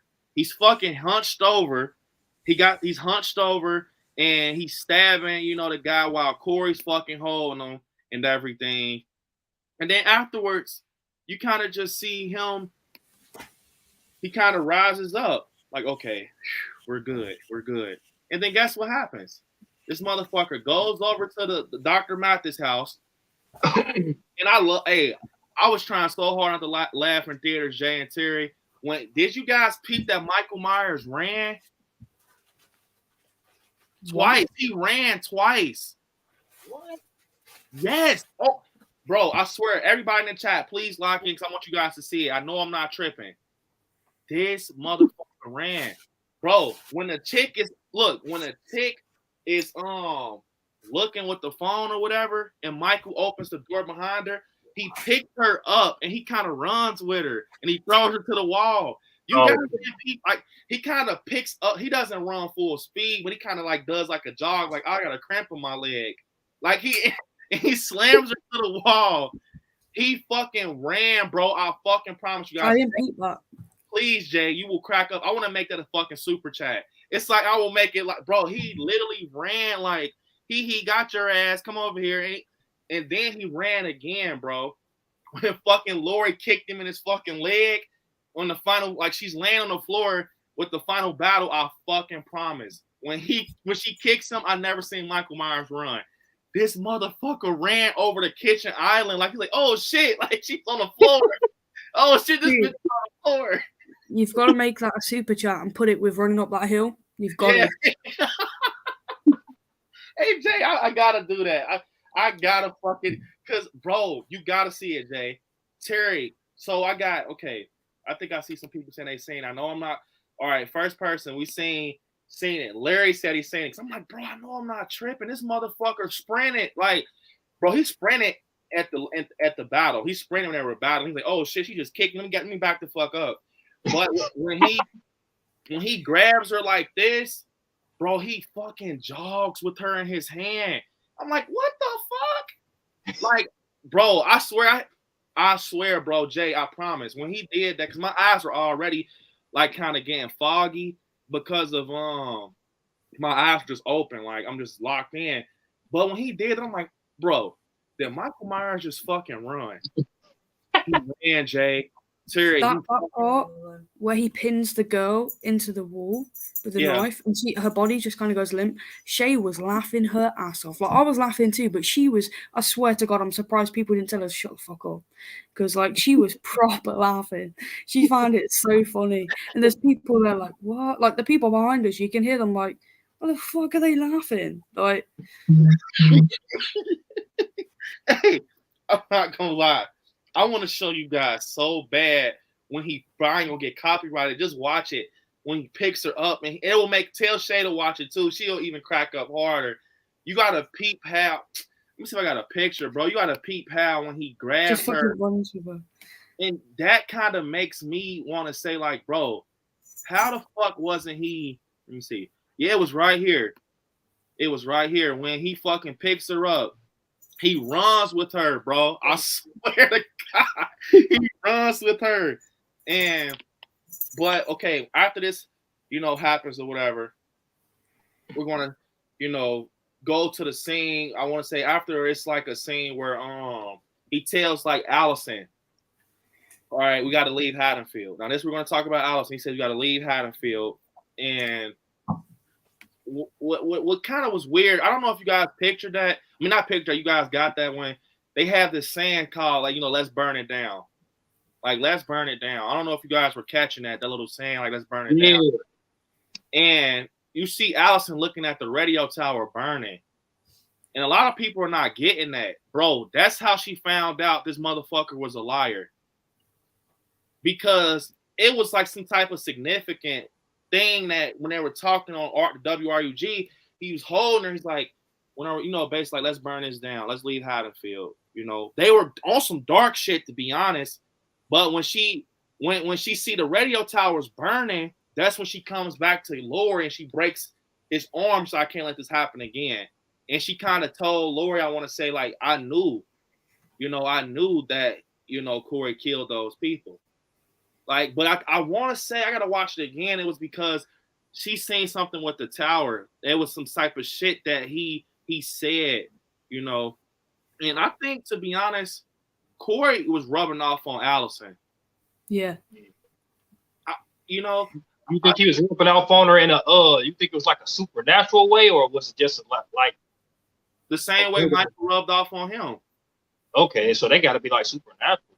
Yeah, I think it was a way where, because she said, I'm not going to let the town kill the only person who loves me and what she say, understand. Who makes me feel something. Yeah, who makes me feel something or whatever.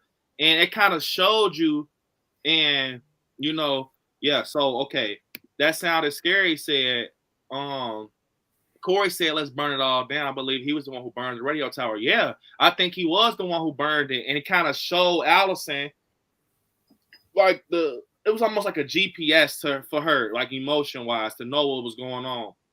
But I think it was something because Allison, when she first seen him in the hospital, and then they had it set up where you kind of felt for Corey. Like, you see him in the hospital, he has the glass in his hand, and guess what? I'll be damned. Fucking Lori brings him to her granddaughter. She literally says, hey, he has an accident, his hand is fucked or whatever, and she kind of introduces them. And Allison, the moment she's seen him, now I don't know what the fuck Allison's saying to him, because the Corey that I seen, he in this very moment right here, this motherfucker was acting weird. Like, with this whole little scene, he's all big and shit. Maybe she just seen something in him that she liked. I don't fucking know. But anyways, from that moment, you didn't even know him that long. It was one fucking day. I think it's purely because we see the animosity that Laurie goes through. We don't really see it with Allison, but people must treat her differently because, you know, of who she is. She lost her parents because of it, so I think that's why they don't give her the slack that give her the shit that they give to Laurie. But I think that she sees him very much like herself in the sense that they're not treated like normal people in Haddonfield. You know, they're outcasts. They're never going to have normal friends the way that other kids would. They're never going to be able to live their life without this image over their head. So I think she relates to him because she knows his story, she knows how people treat him, and she feels like that's how she gets treated. So she finds comfort in him that she won't find in other people living in the town. Yeah, I agree. I agree. Because when you think about it, she kind of says that when he storms out the party, and she says like, I understand how it is, you know, to have people look at you a different way. And I think when she said that, it showed him, you know, and the thing is, you guys, like all jokes aside, they kind of needed each other in this film. They both had to bounce off of each other. That's the way they set it up. Because when Corey was going through things, Allison was the kickstand to keep him up. When Allison was going through things, he would be there for her emotionally. Like that's why he told Lori when they went to the house where he killed Jeremy, he was sitting on the stairs, which they did not put that scene in there. And he was like, "What you gonna do when the boogeyman comes back? You know he's coming back." So that was a scene that didn't make the cut. But he tells Lori basically like, you need to stop, you know, being so tight on Allison. You know, you're like putting your shit on her. You know, she's mine. I'm here now. Leave her alone. And when I first seen that, I thought it was like a vision. Cause Lori fucking moves like a fucking mouse, bro. She was just gone. But when I seen that, I'm like, I knew it was gonna go that way because Corey has got abandoned by the whole Haddonfield. He's been bullied and everything. He's been bullied and all types of shit. No one wants to be cool with him. They called him the freak show, all that shit. They bullied him. And Allison was the only one who understood him. Even after he said, I killed someone, and she said, give me your hand or whatever. And it's just off the fact to me, to be honest, and this is crazy. Have you guys thought about this? I want to get to these super chats, Jay and Terry. When you see in the beginning when Jeremy locks him, and this is some deep shit. Jeremy locks him in the fucking the attic, and he's banging on it like, all right, let me out. And he's tripping like he's banging hard. He's getting angrier and angrier, and he kicks that motherfucker down. Lori says later in the movie that when she's talking to him about evil and she's describing how evil comes in different shapes and forms, she's like, it's this one evil that's like an infection. And you have to be ill. You have to be almost like having that type of illness to kind of have that attached to you. Like almost saying like, Corey, if something is wrong with you, you've been fucked up. It's just something brought it out of you. And then it kind of, I saw this day one when I seen it in theaters. When he's like pushing the fucking the attic, he's doing the same thing trying to get to the chick at Dr. Mathis' house. He's like banging on it. I'm like, hold the fuck up. And it was like when I seen that, it confirmed a different route for me. It was like, what if we're feeling sorry for Corey the whole time he was a monster? The whole fucking time Corey was a monster. It just had to be something to bring it out of him, and it was the town of Haddonfield. And I think that's the twist. He wasn't innocent. He always had it in him, and that's why I think about it. When he grabbed Lori and choked her, she didn't become evil.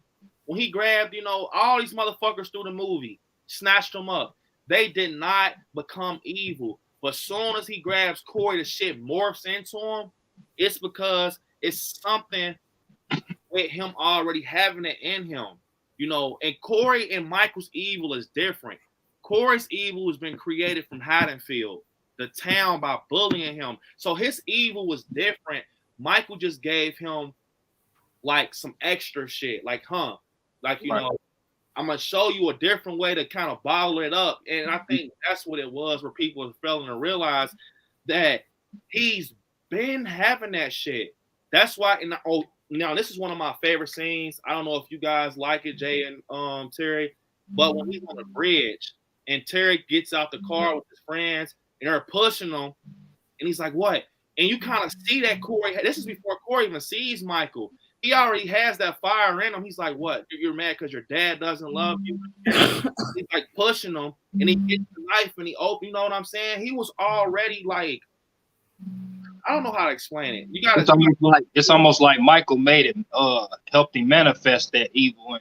Yeah, it's like Michael helped him. That's why I think look, you guys, this is deep. When Michael grabs him by the neck, I think that was Michael showing him. That was Michael showing him, like, I see your evil. Like, it kind of when Michael grabbed him, I think they kind of showed him that you guys are similar.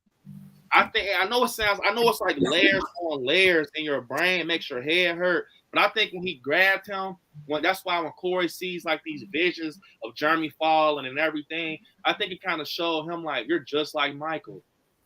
Like, it showed him like, this is the guy you're just like. You gotta just bring it out of you. Live free, do it, kill. And I think that's what it was. I think it kind of brought it out of him. Michael did, but it was already there because you see Corey, you see Jeremy's dad say, I actually, he's like, I actually seen him. I actually seen, him, and this is not the kid that used to cut my grass. I looked at him. This kid was going down a dark road. And I think it could possibly be like he always had it in him. That was basically the route they were trying to take with it. Think about that. Do you guys think that it was like always there, or do you think it kind of grew? Like, or I know a lot about serial killers, and the psychology of a serial killer is that everybody has the ability to become one. It's triggered. So it's triggered in your brain, or something's caused by trauma, and it's triggered in your brain, and you become that person. So a lot of people say that some serial killers are just like something you're born with, something in your brain that isn't there in other people. No, fuck that. Everyone has the ability to be that kind of person. Something triggers that to happen. I agree with you that I don't think it was the kid dying. I think it was how he was treated after it. Yeah. I think it was because I think it all started when that bread scene happened. And Lori gave him the knife. And it really happened when he killed the hobo. The motherfucker's like, I'm Michael Myers. Go in there and get me that mask and shit. And he like just kills him. I think he got that rush, like, oh yeah, that's the I don't think that was on purpose though. I think that was just like a reaction. Like, he's got a knife, I'm about to die. I think that was like a self-defense thing. And then after, he was like, shit, I've just killed again. Like, it was an accident, but I did it. It was me. I meant to do it. It was me or him, and I chose him. Yeah, I think it's deeper than what people think, and that's what makes me love it. Shane, Omar said he kind of ran when he charged that Cameron too. Yeah, it was kind of similar to that, Shane. I agree. So if you want to know the image how he did it, but it kind of looked at different, Shane, when he's holding the chick in the air and running with her, and I'm gonna kind of dive back into that. But yeah, I agree. It was kind of like a little jog he did when he picked her up. That was fucking crazy. I'm like, damn, they got Michael Myers damn near like busting out a jog in this. Like, damn, bro. Let me see.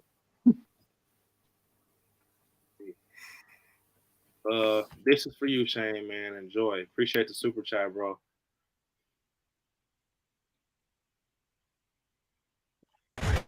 Oh my god! Wow! Oh my god! Left in the hood, come to do no good. Left in the hood, come to do no good. Once it's dope, this place is hot. Oh my god! Wow! Oh my god! Left in the hood, come to do no good.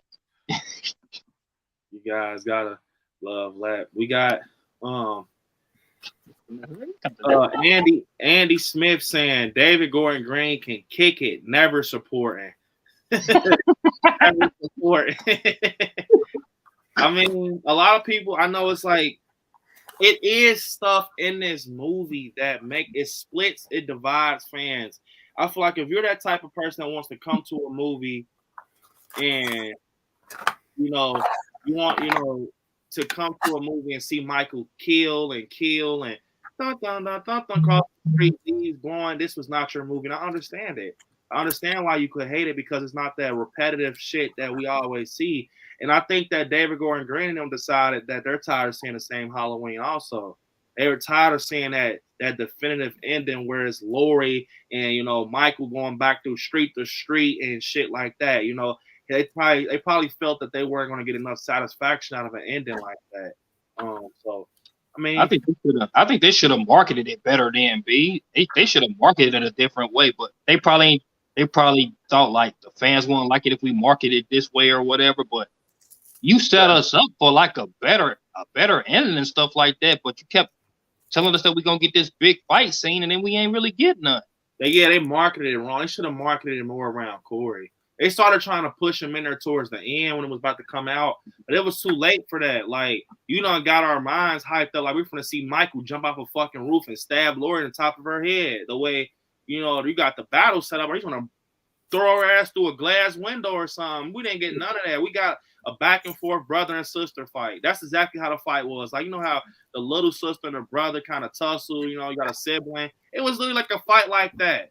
We got Corey thinking he the Lost Boys and shit, riding on motorcycles, jumping off and shit. Andy, I appreciate that, man. Let's see. Wait, is this fucking? I wonder if it's Andy. I know that's how his car looks. He got a car that looks like that. I don't know. I know his name is different. So he can kick it, never support. Let me see. Got some Tales from the Hood, you guys. Fry some beans, man. Why not just fry that shit right the first time and get up? Gotta love Tales from the Hood. But to be honest, I'm gonna just tell you guys, man, this movie is just the reason I think about it. Look, it was the lack of not having Michael. That's why. Let's be honest, you guys, and that's why I kind of hate it in certain aspects because you made my favorite horror icon look like a wuss. You didn't give him nothing to shake with, nothing, bro. We got Michael literally. Look, if you want to really be technical, you guys, think about it like this. We only got Michael when he choked out fucking Corey and killed the Mulaney, when he killed the chick in Dr. Mathis' house in the end. About 3 minutes tops. And when he dies, but that don't count, he's dead. But it's like, it hurts. It hurts to know that this is the last film and we didn't get the boogeyman doing what he normally does. Now, I think this movie would have did good if you kind of incorporated more Michael. But what I'm trying to let you guys know in the chat is Corey did the job for certain down moments, if that makes sense. He brought the life to the movie. It wasn't Allison did a good job, but I'm talking main line. It was fucking Corey. Corey carried this movie from the beginning to the end. If you think of, and I just hate the fact that he chewed up all the time. If I'm gonna be honest, the movie's an 8 out of 10 for me, and I want to know what you guys give it. It's an 8 out of 10 for me for the plot. I'm gonna tell you, because I feel like we're kind of like being a little harsh, because I do love this movie. It's in my top 5. I don't know. I can't right now. Is it better than any movie in a trilogy? Hell no. It's not. It's not better than any movie in a trilogy. It's not. But it's a solid 8. Like That Sounded Scary said, in my opinion. But what's going on with this is I think this movie is going to have a cult following like Halloween 3. You remember when Halloween 3 came out and no one liked it and enjoyed it? It was like, man, what the fuck? Is no Michael in this? It's no Michael Myers in this. I think in a couple of years, people are going to enjoy this movie because of it being different. It's going to have like a cult following. But I just, it wasn't what I expected. But it had some good-ass dialogue. I'm going to tell you that. If you didn't like that dialogue and kills, you're going to love Halloween Ends. And in my opinion, it did way better than kills dialogue-wise. Story and plot-wise, it did miss in certain aspects, but it kind of hit. You know, it had because look, you guys, I know everybody in the chat probably, you know, like, I mean, you know, some people like fuck this movie, some people like, What I really think is this: you're gonna have people that don't like it. It's gonna split fans down the middle. But what the case is with this movie is that you gotta love it because they tried. It's something in this movie that just don't make me hate it. I don't know what it is, and it's something in this movie that kept me invested in it. It's something in this movie that kept me invested in it through the whole film. And you know who that was? It was Corey. Some of you guys don't want to admit that shit, but you're gonna have to admit it. From the moment he fucking breaks the glass milk in his hand, you are a matter of fact, fuck that. From the moment he kicks the kid off the banister, you know, you are like invested in him. At least I am. I like Corey. I like Corey. People were saying that the Rob Zombie's Halloween 2 is get the fuck out of here. You motherfuckers are crazy. Fucking talking about Resurrection. Come on, bro. Get the fuck out of here. It's nope. It's not. It's not the worst. It's not the best. It's not one of the best, but it's not the worst. You know what I'm saying? It's just like, if I can put this in a category with a movie out the Halloween franchise where it will sit right with, as in my opinion right now, it would be like in that same boat as like a Halloween 5. It's one of those movies you're going to watch every year because it's there, but you're not going to watch it during Christmas time. It's not one of those movies you're going to go to no matter what. You know, it's different. And I think people hate it because it's not what they wanted. But the thing is, B, it's not hard to sit through. It's a good looking movie and everything. Like, the people don't like the story because it's not what they wanted. That's as simple as that. You guys don't like Corey and you guys don't want to go off real life. But in all reality, bro, this is what they wrote. Michael's injured. That's just like Laurie Strode. People were pissed that Laurie Strode didn't wait. Let me see. So I got a comment. D-Lo said that I like Scary, you know it's not good. No, I enjoy it. If you guys want to label me as the weird motherfucker who likes it, I'll just be sitting in my boat and be weird. I actually enjoy it. I'm not the type to lie to motherfuckers and jump on a bandwagon because people, you know, hate it. I'm just not that type. Oh, if you hate it, I hate it too. No, just let me be that YouTuber that's in the corner by herself. Because at the end of the day, I'm gonna tell you something. I never give a fuck with. No one thought about me. I enjoy it, but it is some bad things in it. That's what I'm telling. It's not a perfect Halloween movie, bro. A bad Halloween movie, in my opinion, is fucking Resurrection. That's bad. Halloween 2 is bad. This movie did a good job at wanting you to see more Corey, bro. I know Jay, you wanted to see more Corey. I know Terry, you wanted to see more Corey. Monica did, and a lot of people that I talked to said they wanted to see more of him. I was kind of upset when he checked out on us because now I didn't want him to be the shape. I'm not gonna lie. I didn't want him to walk away being Michael for some reason. I just didn't. Corey Myers, no, get the fuck out of here. But I think it would have been crazy to see like him and Michael die together. Like, because they were kind of similar. Like, they pushed both in there and like they get crunched together. You know what I'm saying? Like, I don't know. But it's just like, I didn't think they did. Because, bro, when he stabbed himself, it threw me the fuck off. Like, I'm like, oh my fuck. I just knew Michael was, you know what I'm saying? It shows you that he's different to Michael. Because Michael would have never done that shit. Yeah. And it's just like, this is exactly what David Gordon Green and Nick Castle and Laurie Strode, Jamie Lee Curtis said it's going to make a lot of people mad. She didn't lie. They knew what they did. They knew they took a fat ass risk. And like I said, at the end of the day, the movie is not the worst. I love the score. The score brought the scenes to an elevation where even if the scene was shit, like that scene with the junkyard, I'm going to be honest, it wasn't like too. But when you get the music and he slams the door and it's like it's kicking up and the bass drops, especially in IMAX, the bass drops and shit. And he walks to the chick on her knees, and you don't even. It's so good. I know me and Terry were in theaters like, bro, I'm not gonna lie. They should have showed that kill when he whacked her with the wrench. Yeah, they should have showed that. When you look at it though, the music helped that out. Them not showing it. It helped it out a lot. So, and I'm gonna just be honest, bro. Like the score helped a lot with this movie, bro. Like that scene with the bridge, that was a regular scene. I liked it because of the music, and he's like pushing them back and forth, and they throw him over. I liked it, and they put him on a car and stump on his glasses. It was so intense for me. The intro was good. Intro with the music and the pumpkins. I like real shit, and that's why I think I like this movie. It touched on a lot of real life shit. Person getting bullied and decided to say fuck this and took matters in his own hands.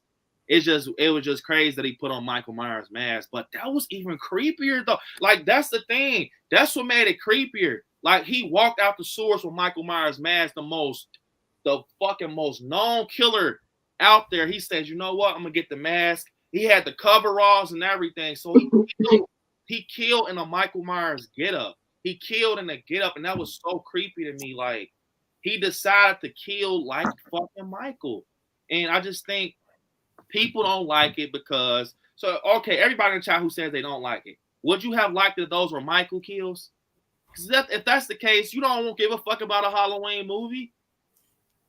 Because I don't know about you. I go see Michael, but I go for the other characters too. Lori, Loomis, Allison, Karen. Like I go for them too because I'm invested in them too. So if you're going to just see a bloodbath, go watch Halloween Kills. I'm sorry, this movie's not for you. They don't like Halloween Kills neither. Yeah. Some people just not going to like nothing. With this movie, now, I know you guys are going to hate me for this. Like it or not, Jay, Terry, everybody in the chat, we needed it. After 40 years, we needed this movie. Sad to say, we needed it. Maybe this will open our eyes more or something. Maybe it's a big message behind it. I think it's a huge message behind it because they never verbally said Michael is supernatural. They never verbally said that he's not human. They just showed it.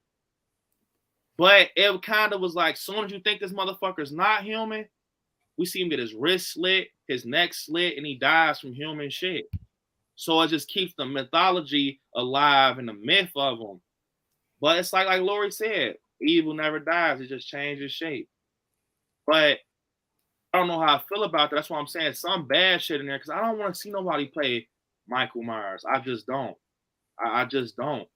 And I don't like Corey because of Michael Myers. I like Corey for Corey. Okay, right. I'm going to put something on the table. Originally, Halloween was supposed to be like an anthology, however you say it. And what if this is opening the door for that? I can see that. Go back to its roots, where they were supposed to take it, what they were supposed to do with it. I can see that, but it's like you guys already fed us good ass food for life. You guys introduced us to Michael fucking Myers. So every time we hear that theme, you gonna think of James, Jude, Courtney, you gonna think of this guy right here. Every time you hear, you're not gonna think of no goddamn Corey. That's what, bro. This is like. What I'm trying to tell you guys is I don't hate this movie. Out of the trilogy, my favorite is 2018. If you would have stopped Corey from being Michael right there, like at least stopped him from when he killed DJ Willie the Kid, like bro, you could have stopped. You let it drag out too long. All right, you let it drag out to the final act. No, hell nah. Nope. You let that fucking movie drag out to the final act with Corey being Michael Myers. And then when he did come on the screen, he got treated like a little fucking kid. No, that's what I'm saying, you guys. It's shit in here that's fucked. It's shit in here that is fucked, man. But is it the worst? You guys know you're lying. It's not the worst. You just want to stand shit. It's not the worst. I'm going to just tell you guys the truth. It's not. What's the worst one of you, Jay?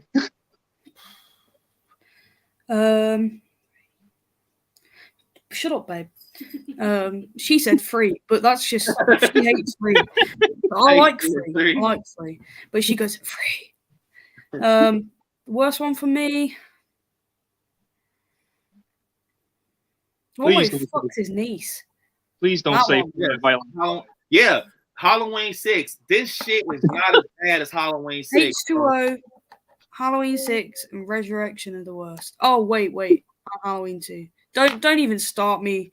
Don't, because I can pick this. I'll pick the franchise apart. Don't do it. Don't do it. I can't pronounce Jiska. I want to say I'm sorry if I butchered it, but I'm bad with names. He says, "Where can I even go from here?" Felt closed. Also, how does this impact Michael Go icon status? They really let me down. 5 out of 10. I'm not gonna lie. I agree with you, man. It was, bro. Like I said, I had tears in the corner of my eye when I saw them like dump them in there, so I knew what was coming next. It was like your favorite heroes getting his cape took, like your favorite NBA player hanging up his shoes. It was just like, it was an ugly scene, bro. It was just ugly. It made it even uglier knowing that they kind of didn't think that out. Like, they thought it out, but it was like, bro, I feel like they got so tied in a knot. I feel like they got so tied in a knot with trying to figure out how they kill them. They're like, the only way we can kill them if they smash them. If we smash them, in which I told you guys in 2018, Loomis tells them how to kill them. Make sure all vital organs are not working. Disintegrate the body. That's exactly what they did.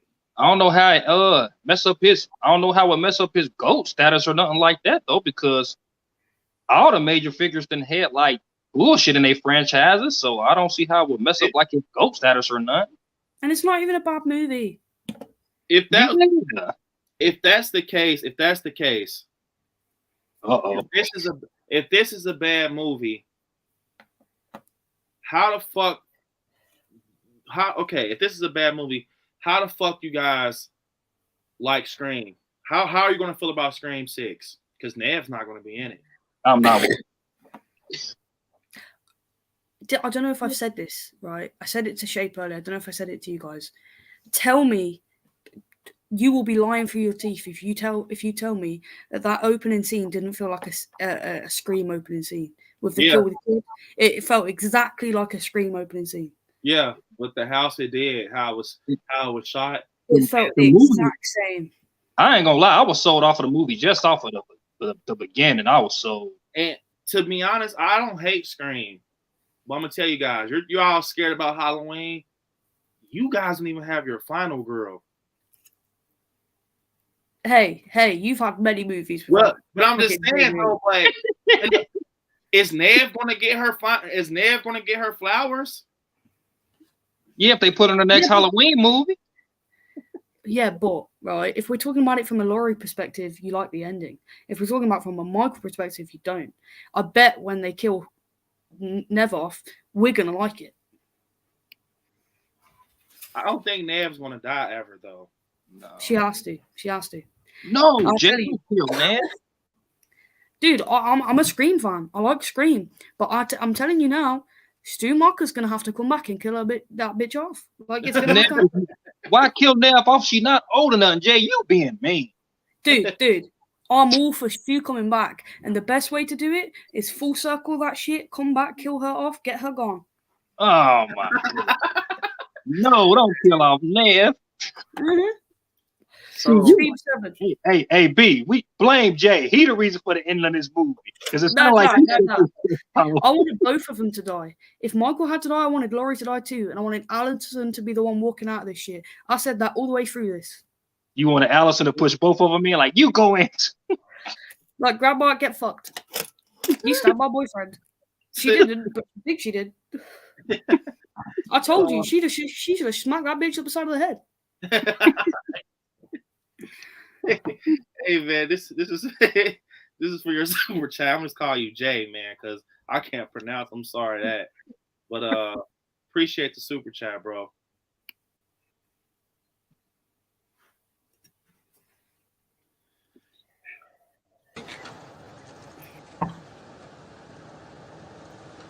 us will gather at the river, the beautiful, beautiful river. Gather with the saints at the river. So you guys, right now we have 77 likes with 60 people. I see a lot of new people joining. If you haven't, definitely like it, you guys. We're almost there. I just seen an interesting comment in the chat. Let me see. I kind of want to touch on this because I know a lot of people are kind of like, just in the middle about this. What happened? So Million saying, by the way, what's up, man? Saying, how many people guess Corey was imagining his conversation with Laura in the house?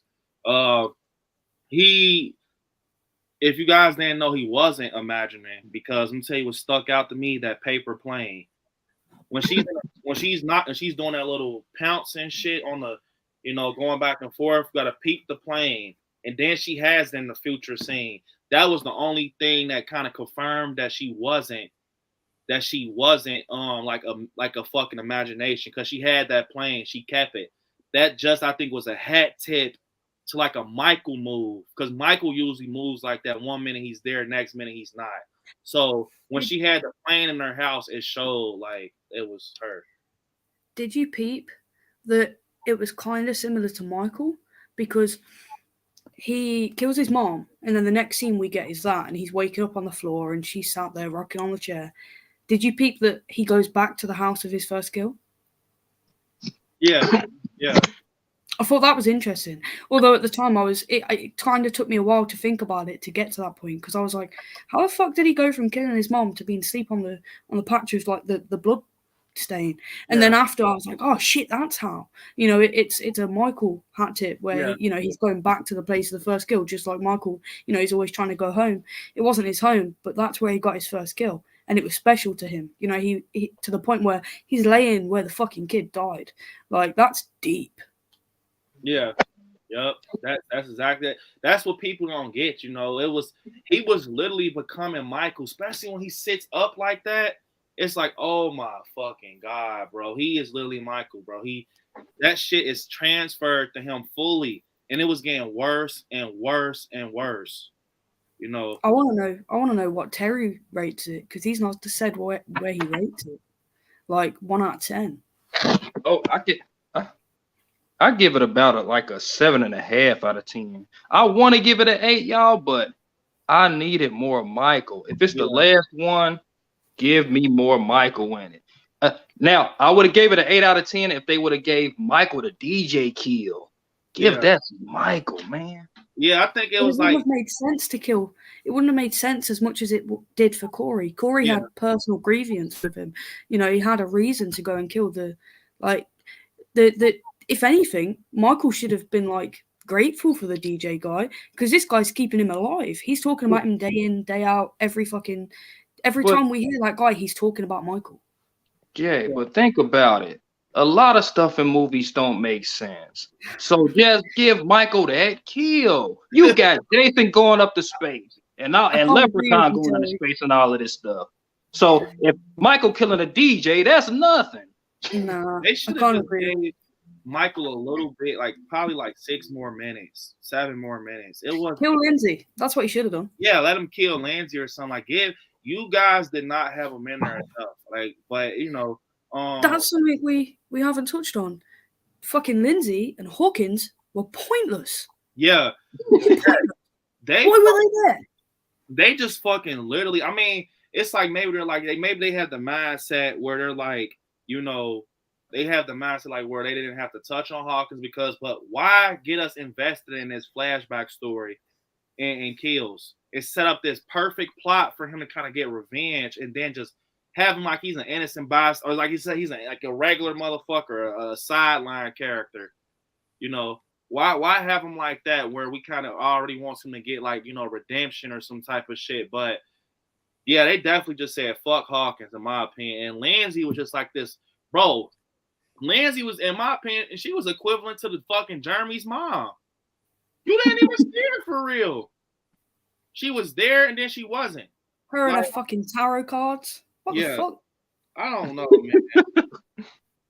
I don't know, man. It was just one of those ones, but Million, man, you're gonna have to show me some proof with this because he says the paper plane was a hint. She's not really there. Jeremy had that paper plane in the opening, but what? Okay, I get what you're saying, but what about in the future? She has the paper plane again in a real life situation. She's more evidence that it's real too. He says to her the exact same shit he says to her at the end. If I can't have her, no one will. And that's when she gets all protective and she starts talking to people. She's like, I don't think this guy's safe to be around Allison. Like, that's what makes her start fucking, you know, like, it makes sense for it to be real. Yeah, I agree. It was definitely real. That wasn't a hallucination because the confirmation was what Jay said, and when she has the plane, like when she has it, and not when she has it in a chair. It's in another scene after that. She still has it, and she's telling Allison, "Oh yeah," it's actually when she's telling Allison, like, Allison, he's not, he's not who you think he is. You need to stop talking to him. She has the paper plane in that scene. It's the scene where they're going back and forth. She has the plane in her hand. And Kirsten saying the junkyard scene was awesome. Yes, the junkyard scene actually was one of my favorite. That, and probably if I had to put one in there, like the final battle, just to put it in there. But was it what I thought it was going to be? No. But I just really, to be honest, what made you think? What made you think that like they can pull off this risk? I wonder what David Gordon Green. I mean, at a point you got to kind of fly. You got to kind of fly and take. Now Kills wasn't the best Halloween, but it was like good enough. It was good enough. Now, I wonder what really made them, kind of be comfortable enough to put the man behind the movie. If you want my honest opinion, I'm going to go with Friday the 13th. Hold up. They saw that the movies that did the same kind of thing had a cult following. In the Friday the 13th universe, they have massive, massive amounts of respect. It's only a small amount of people who I think are like not majorly into horror that don't dig the whole Friday the 13th 1 and Friday the 13th 5. I think they were looking at, especially, there's evidence of it. They were looking at Christine, they were looking at other horror movies and seeing what works. And when they did it in Friday the 13th, where you get copycat killers or, that kind of thing, where you've got Pam and you've got Roy, it worked. And there's a following for it.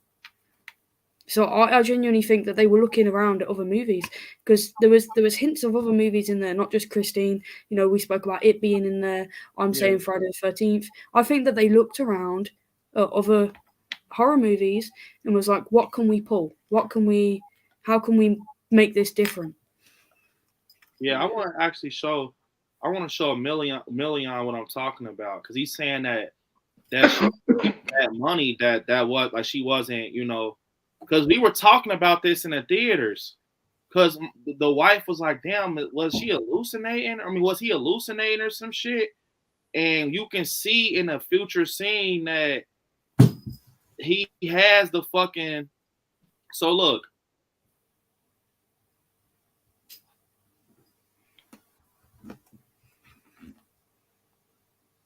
I mean, it's shot that way. It is definitely shot that way. It's shot that way because, she's 1 minute she's there, and next minute she's not. But let me tell you, man, I'm on the fence where I think that this is. What scene was that when she has the paper plane again? She has it in her hand again. And fuck, man. What sense? But what point would they be trying to make by making him hallucinate that? Like, what would be the point? Hold up. I think they were at the show it. Yep, right here. Got it. I'm going to be 2 minutes. All right.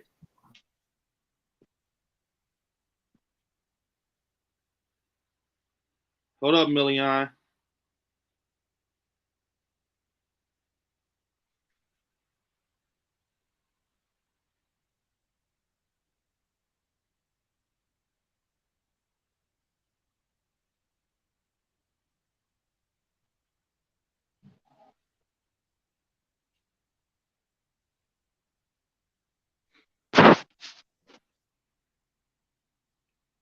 Hold up. Look, you can see the paper plane in her hand right there. This is after that scene.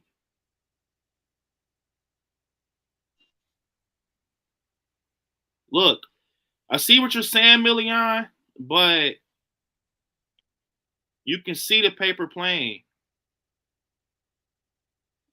So she has it when she's in a chair, and they show her. It's like, you know, it's like it was almost like she picked one out. You know, it was almost like she picked one, you know, off the floor in the house, type of thing. You know what I'm saying? Because I mean, bro, if they did that, that's just sloppy, bro. Because why? You know, that's too deep. That's too deep to have her randomly have a fucking paper plane, the same paper plane Jeremy throws in the beginning. And she just has one random, like, what the fuck? Now the paper plane has a story. I don't know, bro. I don't know, but she has the paper plane after the hallucination shit. If she still has it, so it's like, how is that explained, Million? Like, well, explain that. I want to know, like, how does she decides to have the plane? What makes Lori have this plane? What makes her craft a plane out of a book randomly?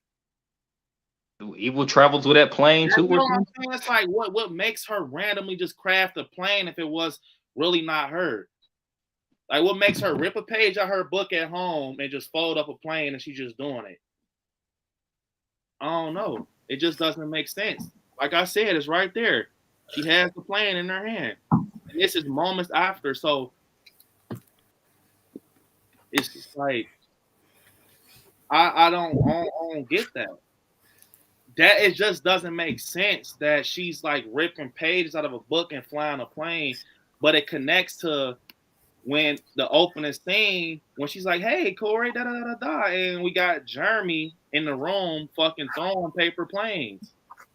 It's almost like that paper plane was left back. They still have furniture in there. They have the piano.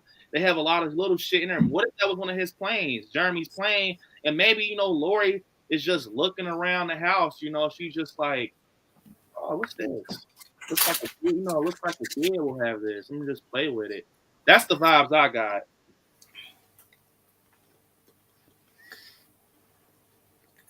I mean, B, what you think the point would be if they did have it like it was a hallucination scene? Like, what would be the point of having that? I don't think they will do that. I just don't think. I don't even want to talk about that because I don't think it. If they did that, it's too deep. It is too deep. I don't think it would make sense. It don't make no sense at all. Like, it's like 0 sense. I just think she moved so damn fast. She moved so fast that it looked at fake. Because you got to think, it's a moment where he's talking to her. He's looking down like this. And he's like, yeah, he's looking on the banister and stuff. And he looks over and she just decides to leave. Maybe she just gets up and puts the chair back. I understand what Million's talking about. The chair is still leaning back. So if she would have left, the chair would be up. But maybe Lori just got up and just kept the chair right there. Because it's like it's almost like in that scene they kind of trying to show like his mind kind of gone. He kind of looking down while he talking, and then he look up and she got time to dip because really at this point he kind of fucked up in the head. But what you guys got to realize is in the chat is I see what DJ Hefner saying. He's saying that chair wasn't rocking after Jamie left. She might have not been there. That wasn't a rocking chair. That was a regular kitchen chair with 4 legs. Yeah. It didn't have curves. Up against the thing. She was just doing this. She had her leg and she was just like doing this, making a noise on the back of the wall. She was just doing this. Yeah, it was a regular chair. Million, it's very simple, man. Maybe Lori actually just wanted to maybe Lori kind of feared a little bit at Corey. She saw that he wasn't in the right mind because he's sitting with his legs crossed and he says, "You did this to me." So, hold on one moment. DJ Hefner, exactly, Lori is one thing, but the chair would have made a sound. It wouldn't have. I think she's fucking with his head. Yeah, I think she's fucking with his head. That wasn't a She's damn letting him know. Yeah, it's like, okay, if this is the case, if the chair would have made a sound, hold on one moment.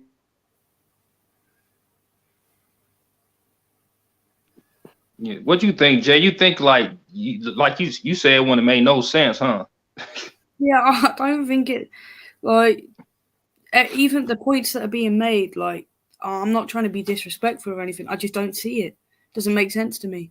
I think that it was real. I think that especially with as soon as he realized she's gone, he's like, "Wait, what the fuck?" And he chases her to the window, and she's gone. It makes sense. Like, Yeah, doesn't so I'm make a sense for it to be a hallucination or whatever. Yeah, I think that scene is kind of like showing a confrontation between the two, and it's like at the same time they trying to show how fucked up his mind is, and at the same time it's trying to show almost like a tug She's of on war, to like him. you fucking with him too. Like I know you fucked up, I'm gonna fuck with you too. If you look in that scene where Allison's playing the piano, and then Corey's like, "Yup, it happened right here." You can see multiple planes on the floor. You can see like 4 of them on the floor. So maybe Lori comes right behind. Because think about it. If Lori's stalking them, you see at WRUG radio station, she's parked. And you can see who she's looking at. So who's to know? They might not have showed it. She just keep my eyeballs on her granddaughter. And she sees that they go on this random ass house. And she's like, why the fuck are they going in the house where he killed Jeremy? And she probably, when they're out doing them, riding dirt bikes and shit, maybe, knowing that he's one, because think about it. Million, you know about Halloween, but I do too, man. I'm going to tell you something. Michael goes back home and Lori knows that. If she's telling people she sees darkness in Corey's eyes, and they kind of, when she's at the bar counter and she said, basically, okay, she says basically like, I've seen his eyes and it looked just like Michael's. She's going to treat him like Michael. So that's why she went hit to the, his first kill home. That's why she was already there, because she knew he would be there. That's just like Lonnie, when Lonnie said, if you aim up all Michael kills, it goes back to his home. Now, this is not the same thing, but that's how she's thinking about it. He's going to go back home. Well, not technically his house, but where he killed. I think, and that's just my opinion, but I think she just waited for him like, okay, he's going to come. I'm going to wait for him. Dude, she has fucking, 44 years experience at this shit? She ain't dumb. Like, Yeah. Laurie is probably 10 times smarter than even Michael. Like, she's always 10 steps ahead because she's fucking paranoid. She knows this shit. And she dropped her guard down. She was writing her book. She felt safe. She got a house. She was moving on with her life. But she noticed. She'd seen this shit before. She saw it. So it makes sense. Especially because she's going around. She's learning. She's educating herself.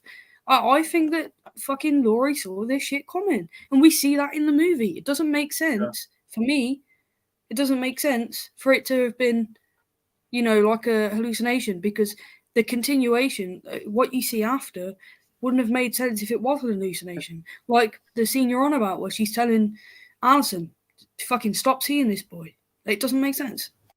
And by the way, I love what Jay said, because look at this, exactly what Jay said, and I forgot about this scene. Lori was the first one to see this shit because of this scene right here. Look how she's looking at Corey. Look how scared she is. She's like, bro, he's talking to Allison, but she's holding her chest like, oh my fucking God. I see it again. The blackest, this is, even with this, come on, bro. She's seen it. It was reminiscent as fuck. It was like 78 all over again. And then she goes outside and she has to go face to face with him. And picture what you think about what happened. She's looking where he's parked and shit. She's like, and he just comes up behind her and she's like, oh, he's like, I want to talk to Allison. And she's like, the fuck? And she just looking at him like, and this is when she goes to the bar and tells Lindsay and say, I seen him. I'm certain I seen him. And she's like, I'm telling you, he's different. I see Michael's eyes when I look in his eyes. I'm telling you. And like always, Laurie Strode is always right. And that's where that saying comes from with Allison. My grandmother was right. The boogeyman was real. Because she always is right, no matter what. Even look, Allison knows her grandmother's always right, because think about it. When she pulls the knife out of Corey's neck, everyone in the theater's like, oh, no, don't touch the knife. Don't touch the knife. Why would you do that? And then Allison opens the door and she thinks that she kills Corey and shit. She sees the gun. She's like, you killed him, da da da da. And then Allison kind of she thinks about it like, hold up. And she sees the burning tower. Corey saying, burn it down, whatever the fuck he's saying. And she just pieces it together like, oh my fucking God. And she comes back at the right moment. So I'm going to tell you something. If Allison didn't come in that moment when Michael has her like this, Lori was dead. You can see it because that's why they kicked up the flashback scenes and, you see them and everything. And then Allison comes and saves the day. Remember I told you guys in previous videos that Allison was going to be the one to make a move that just turns the whole movie around. Because we would have just had one motherfucker dead. We would have had the final girl dead too. They should have done that. Yeah. I know, it's just one of those movies, man. You guys, you can butcher me. You can throw knives in my back for it. You can unsubscribe, whatever. I'm still gonna love the movie. And guess what? B, I'm gonna say this. Somebody put that comment up about trying to save the movie. I ain't saving shit. I'll tell you what I'm gonna save. I'm gonna save my motherfucking fingers when I turn this motherfucking movie on with this stream over, because I'm watching it again. Yeah. So I don't give a damn what they talking about trying to save nothing. I ain't gotta save nothing. And I'm gonna damn sure watch this fucking movie again. So I don't give a damn who say what. The thing is, I think it's in my top 5. It's a good movie. It's a good movie. It's not a bad movie. It's not bad. If you compare it to other fuck-ups in the franchise, and I'm sorry that this is going to offend you, B, just ignore me for a minute. If you compare it to other fuck-ups, it's great. Like, the amount of shit they got wrong is minimal compared to other movies. Minimal. Yeah. I agree with Jay. Nah, Jay, I agree with you because the thing is, you don't got to like this movie, but you got to respect it. That's the problem. You ain't got to like it. Yeah, you got to respect it because they did something different. And I know a lot of people are not on the same boat as me. And and it's like, it's like I'm in a corner with a few people behind me because a lot of people are like, you probably just like it because you like Michael Myers. Bullshit. No, I like the movie because of Corey, Allison, Lori. That's the thing. I don't just like Halloween from Michael Myers. I always told you guys this, Jay, Terry. We got different groups of Halloween fans. We got people that go to the theater to see this motherfucker die. We got people that go to the theater to see the story continue. We got people that go to the theater to see characters build. We got all type of groups. I'm the type, I go for the story. I go for the characters. I love him to death. He's my favorite. And it's coming from me, Brandon, who Michael Myers is the face of my channel, you guys. Look at his fucking room. Like, I'm telling you, you gotta love this movie. And I'm not telling you have to literally, but just go with an open mind to watch this. They told I know I don't even use the word beautiful, but they told a beautiful story, if you want to be honest. The story had meaning. It had meaning. And like sounded something scary say. Let me tell you why you gotta respect this movie, Jay and Terry. The execution was on fucking point. Yes, some of the scenes were shitty, but you couldn't knock the scene. You had to respect the scene, like Terry said, because the execution, like Terry said, it's like, and I think that's the perfect word, sounded scary, is execution, because what makes me still like this movie? I feel in my heart I shouldn't like it. I feel like, bro, you should trash this fucking movie and don't be a fan and just, but I have to be the one to say it's not the worst. And you got to be honest. You can't let nobody say just because this and that. And let me say this too, B.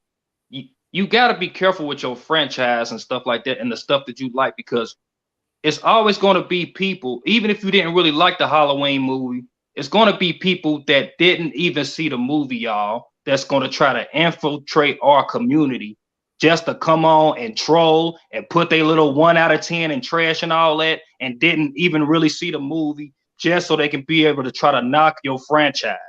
It's people out there like that didn't even go watch the damn movie.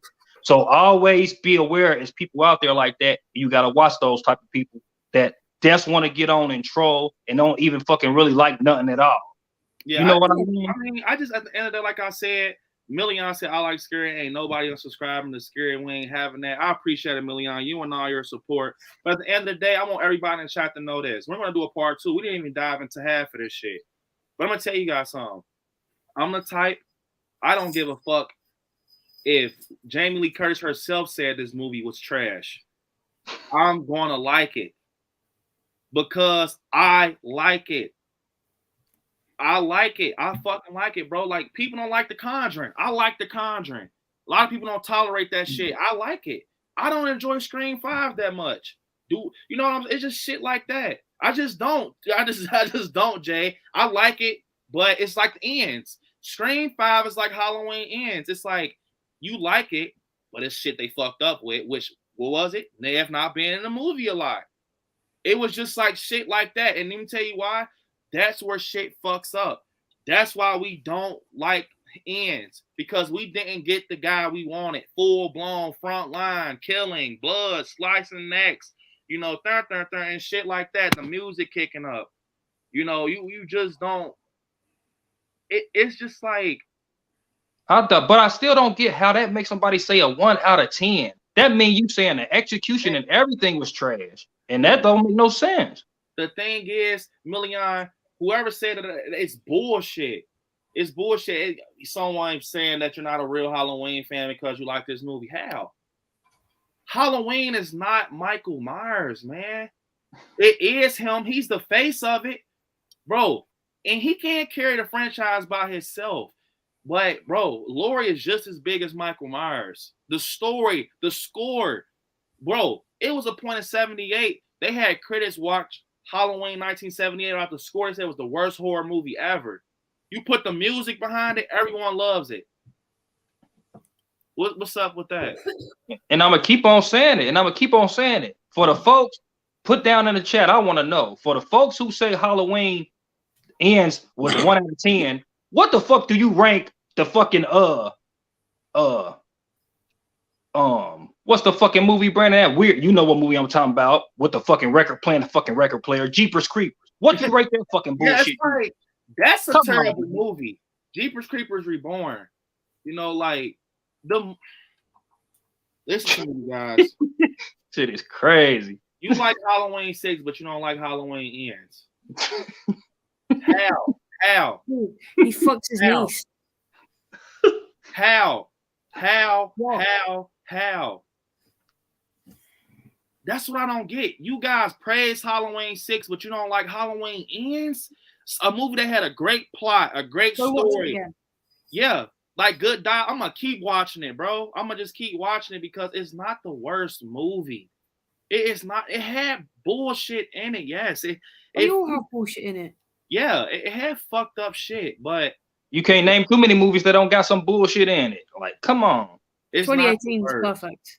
It's not the worst. I ain't having no one say shit about 2018. 2018 is the best. 2018 is the best out of this trilogy. But the thing it's the best in general. Huh? It's the best in general. Yeah. That's my number one. No one can say shit about that film, I swear.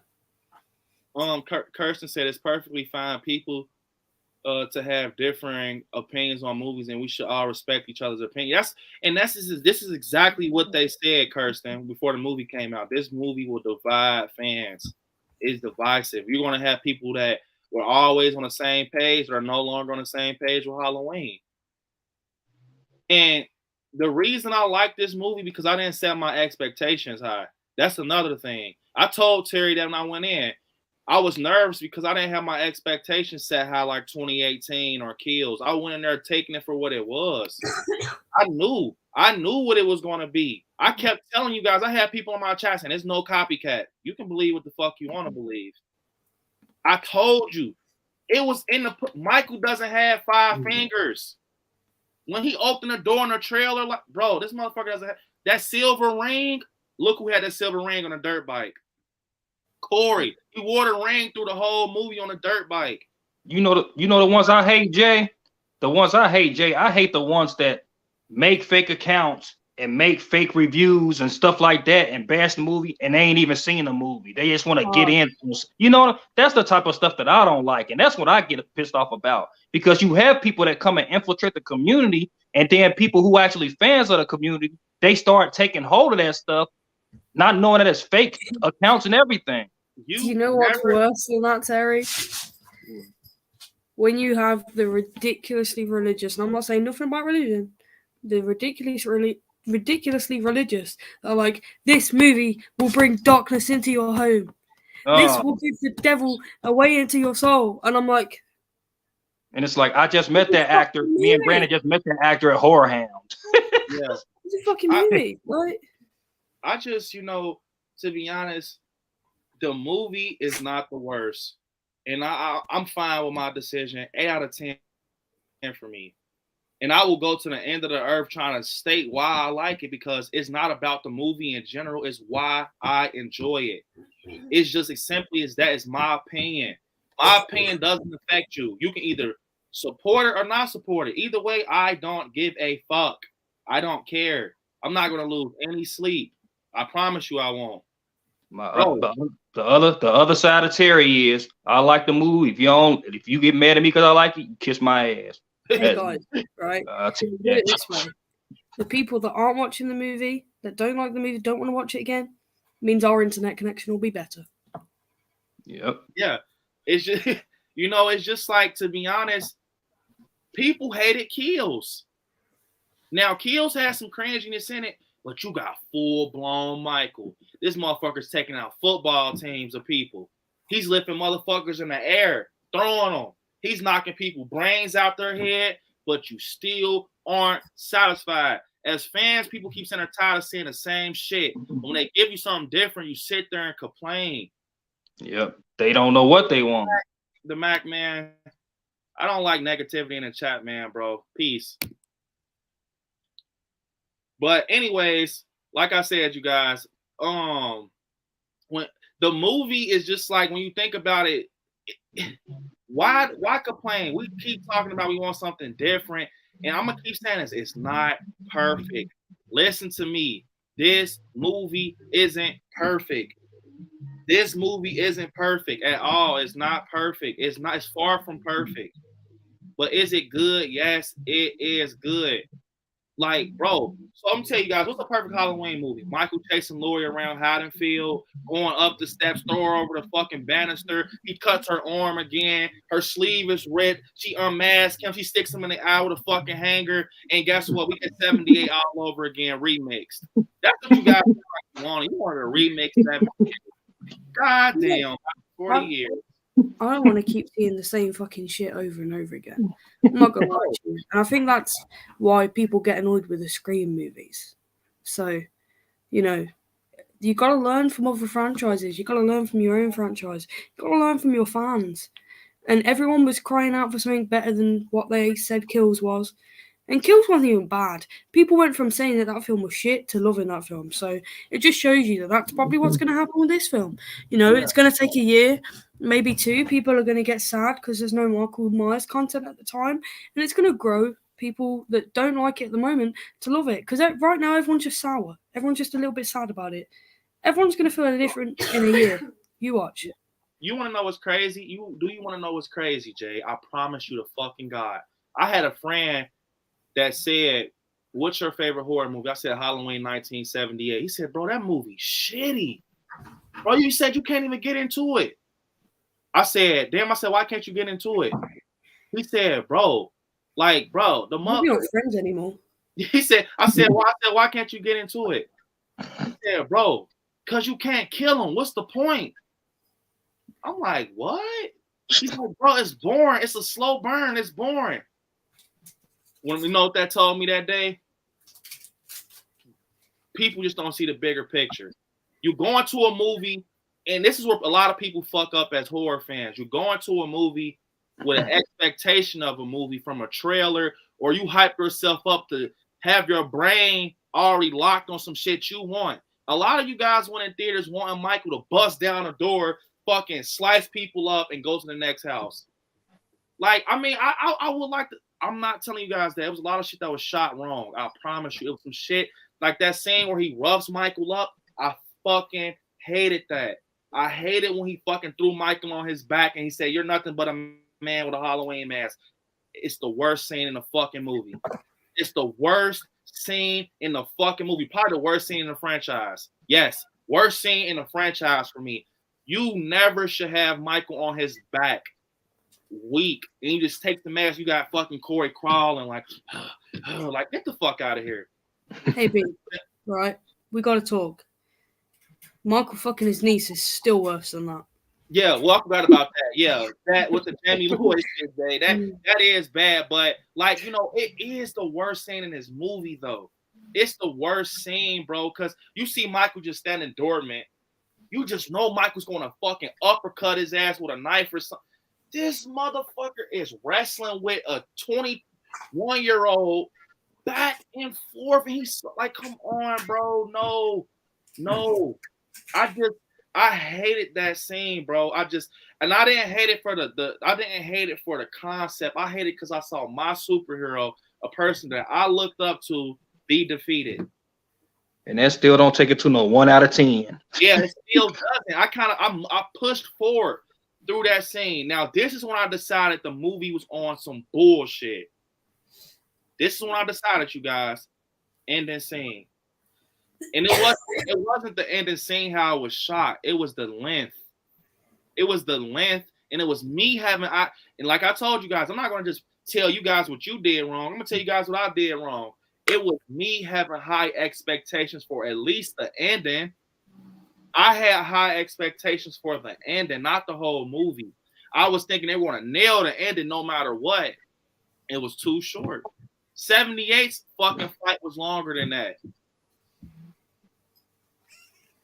It wasn't what we were used to. And it's going to take a lot of time to get you to love it. You know, you might not ever love it, and that's cool. You know, but don't just go around telling people your opinion's bullshit. You're stupid. You're not a Halloween fan. Come on, man. You're the same motherfucker that is okay with Halloween 6. Someone throws a stone down and like, you don't move, motherfucker. And then you got Michael Myers in Halloween 5. He's in a cell playing with his fingers. You got a Halloween where Michael Myers drops an actual tear. Come on, you got man. one where he speaks. Come on, dude. Yeah.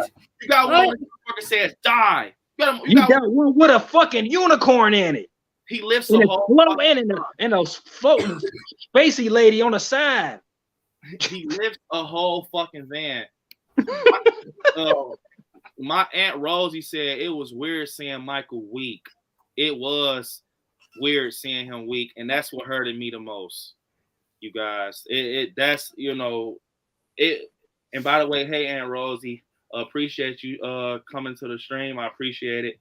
But I'm gonna tell you something, man. It was just so weird just seeing it. It was so weird just seeing him weak. And you got this powerhouse. Yes, Michael is a powerhouse.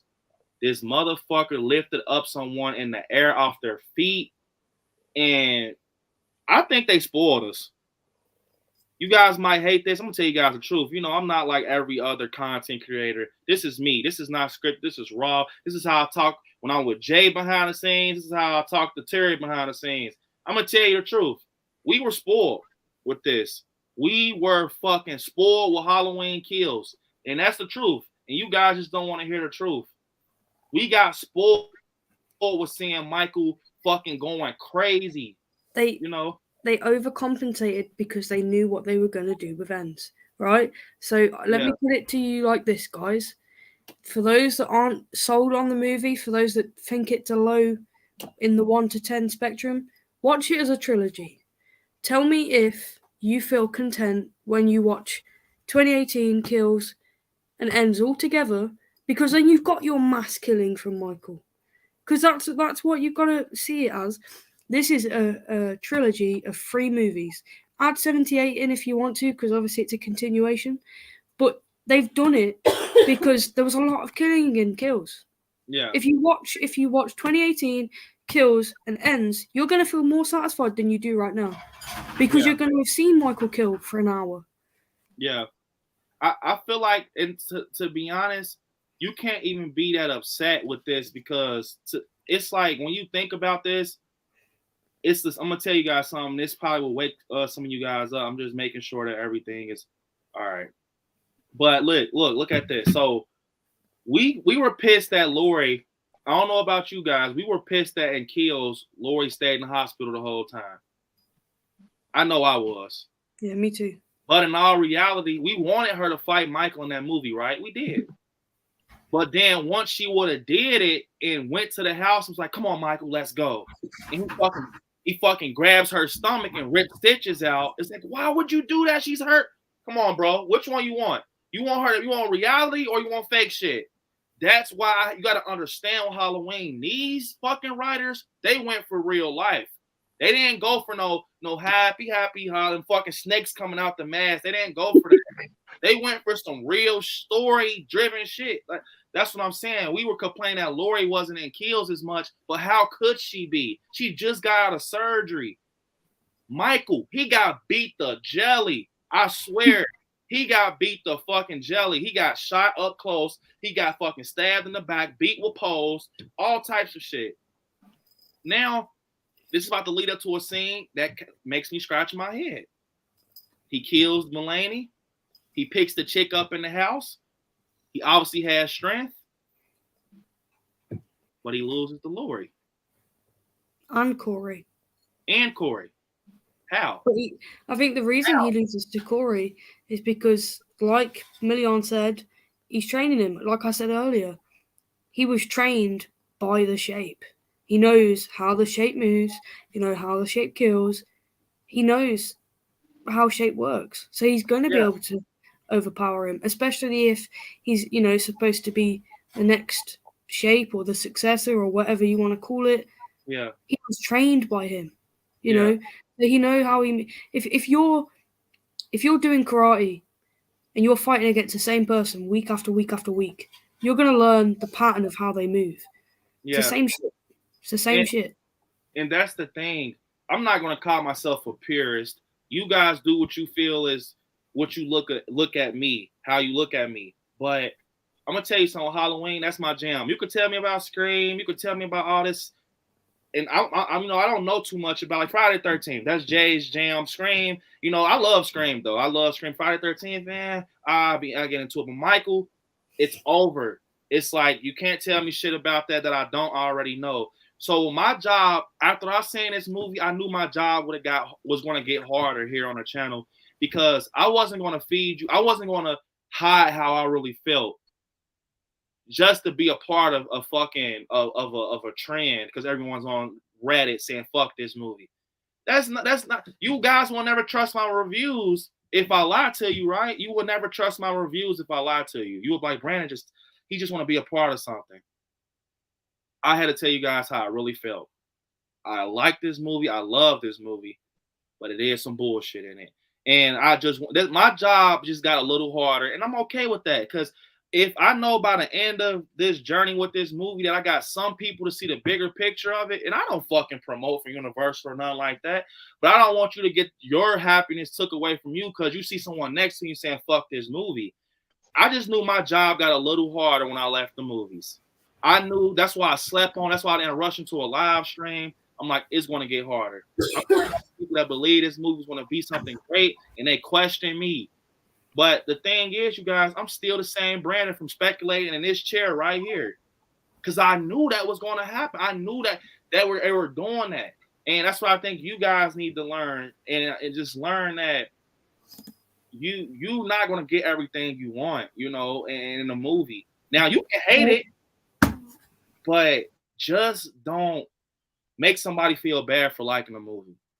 Personally, I like it. Nobody's not going to change that. I'm just, I will be a fucking bad content creator if I get on here and don't explain to you guys why I love it.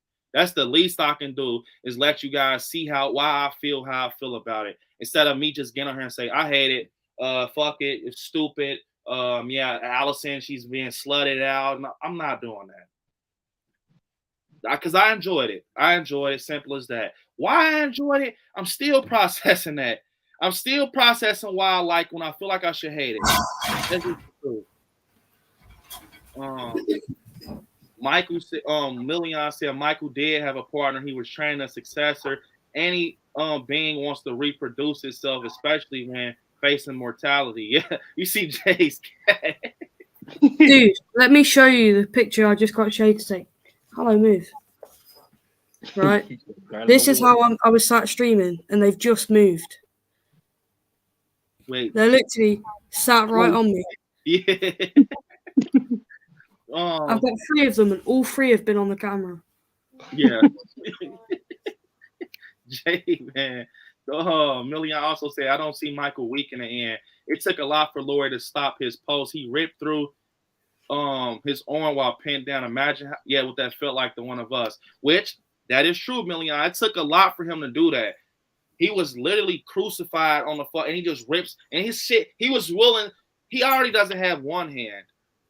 He was willing to fuck his other hand up just to kill her. And I liked it that. And I was hoping in the theaters that he was going to get up, and he died another way, but it didn't happen. It just didn't. The length of that kind of fucked with me, man, to be honest. It just did. I was expecting more, But was it the worst? Like I'm going to say, it wasn't. It just wasn't what I wanted it to be. And that's the selfish part of me, is that it wasn't what I pictured. And I can't, it's over and done with. Now what I'm going to do? Like Parker said, what you going to do? Cancel Halloween? I'm hoping to hit some alternate endings on the DVD or something. Like, give us some extra endings or something.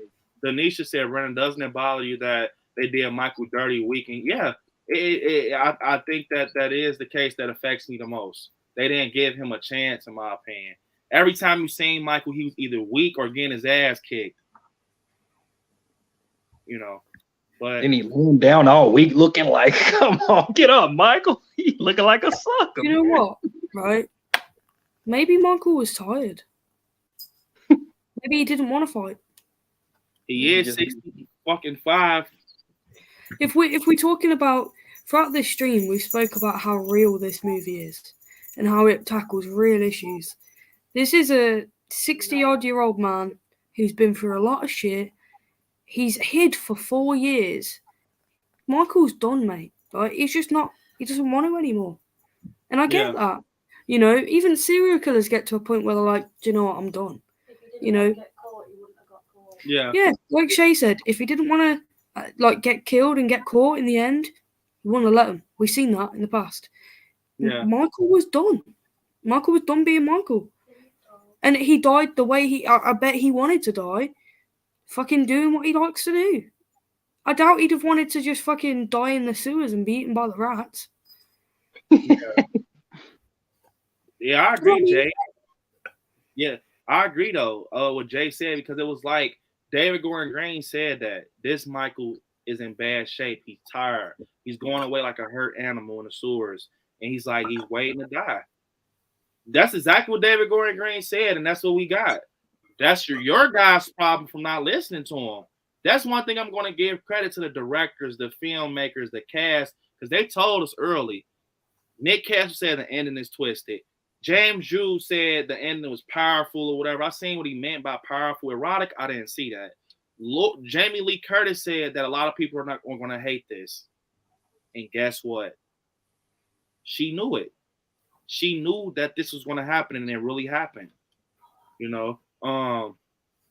DJ Haffer said, Brandon, you to go for real. I appreciate it, bro. I appreciate that. You and your awesome work. But so Jay and Terry, do you guys think that this movie, later down the road, that this is going to be a movie that kind of makes it to your top 5 or some shit like that? Or do you think it's going to still be kind of hanging back like how Resurrection is, but you just support it? You want me to go first, Jay? I think for me, I'd have watched it 2 more times already, and I'm gonna watch it again for a 4th time. So it's probably gonna move up for me. Yeah. Because I was talking to Larry about it, and he said he put one of the first Halloween Rob Zombie film over, and I was like, nah, bro, I don't know about putting that bullshit. so I'm almost for sure it's probably gonna move up a couple more slots for me, but for right now, I just know it's over those the 3 works. It's over those 2 Halloween ones for sure. Those Rob Zombie ones. My top 2 is 2018 and 78. Well, 78 to 2018. Yeah, those 2 flip flop for me. So I like 5 more than both of y'all do, but it ain't in my top 5. I wanted to put it in my top 5, but I knew y'all was gonna try to kill me, especially you, Jay. So yeah. So what you think, Jay? Like, do you feel that? And I know Jay. I know what Jay likes. I know Jay is gonna put this high as fuck. This is already in my top 5, dude. Like, I don't like 50%, if not more, of the Halloween movies. Yeah. I'm not a diehard Halloween fan like you are. This timeline has made this fucking franchise worth it for me. Otherwise, I'd probably like 3 of the other movies, like enough to like put them in my top. Otherwise, I'm like, eh. So my top 5, it's already there. Like, I'm not even mad if people like shit on me for it. Like, and you know, I can give you reasons all day why I'd put it above the other movies, especially fucking Rob Zombie. And I appreciate if any of you don't feel the same way, but like, I'm gonna stand my ground with it. Same. I don't care. Me and Jay and Terry were on the same side of the room. I'm not in that boat where it's like 1 out of 10, 0 out of 10. I just don't see that. I just don't see that, man. I guarantee you guys are saying it because why? It's lacking Michael Myers. That's why. What else is the reason? If you can't appreciate the fact that a Halloween movie can be great without having to have too much Michael Myers, you shouldn't even like say that you enjoy the franchise. You like look at Halloween 3. Babe, shut up. If people give that movie so much shit because of Michael Myers, yet they fucking love it. And it's like, it's the same shit. It's the same shit. You get a small amount of Michael, yeah. But there's other movies that you can watch in the franchise that you're going to see loads of fucking Michael Myers. Yeah. So just watch a different movie if you want that. But if you talk about the story and how it fits in this timeline, it's not bad. Like, it's not. I don't get it. I don't get it. Yeah, it's not. It was just like when I left out the theater, it was just me processing. It was me processing it when I was stuck because I've never seen nothing like it. I'm used to what I'm used to. That was the problem. That's why when you guys were hitting me up in the chat, and I'm still like that. I'm still processing. I'll be lying to you guys if I say I'm not processing it still. I got thousands of messages of everyone like, hey, Brandon. I'm like, I wish I could tell you how I feel right now. I just can't. I'm stuck, And it took for me to literally buy me another movie ticket and watch it again. And I guess what? After this, I'm probably going to watch it again after this stream. Just because it's like, I heard people shitting on Corey's acting. I'm like, bruh, what was you watching? Like, what type of 5-star acting you been watching in movies? Because that was not no terrible acting. Now, you acting like it was the motherfuckers in Rob Zombie with their shit. Fuck. No. Corey did pretty good. The guy that played Corey's character did real good. Yeah. You just can't, it just goes to show, B, you can't please everybody. Some people you can't please at all. Yeah. Pixie saying that, I agree, Terry. Pixie saying I'll marathon them in order and see how it feels. Now, I'm going to tell you something, Pixie. Now, when you do that, I don't know how that's going to work. Because, you can try. I haven't did that yet, but I feel like this movie is almost similar. It's like almost like a standalone movie because I'm not going to lie.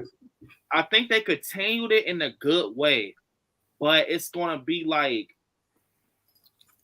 I don't know how to, it was 2 different movies now. Like I told you guys, I love it. But it is like almost like 2 different movies. I'm gonna tell you that. In my opinion, it's just as I feel. It's like 2 different movies from Kills and that in 2018. But only thing that kind of makes it breathe fluidly is Lori. Lori breathes the continuation in it, not Michael. It's Lori. She's the one keeping the consistency. Allison keeping the consistency, But is it that it's not? You said that you don't think Michael has the continuation in it. Is that because in the past history of the franchise, Michael bounces back every single time? Yeah. Is that why? That's exactly what it is, Jay. This timeline has a realistic value to it that the others in the franchise don't. Yeah. Every time Michael dies, you see them explain it in normally a really stupid way. Yeah. Like, oh, that wasn't Michael. Oh, no, don't worry about it. Like he won't, he's fine. Like they don't explain it properly at all. Whereas I know that he's weak as fuck, and I know no one likes it, but it makes sense in a way that the other timeline and the other movies in the franchise, they don't do that. They don't give you realism. They don't show you how it really worked. Yeah. Other than fucking Rob Zombie, and he did that really fucking bad. Like fuck that guy. Yeah. Like, but do you know what I mean? Like, we're going off the past movies and saying, well, the continuation isn't there. It is, because if you watch 2018 and Kills and see how fucked up Michael gets, consider his age, consider like real life shit, it makes sense.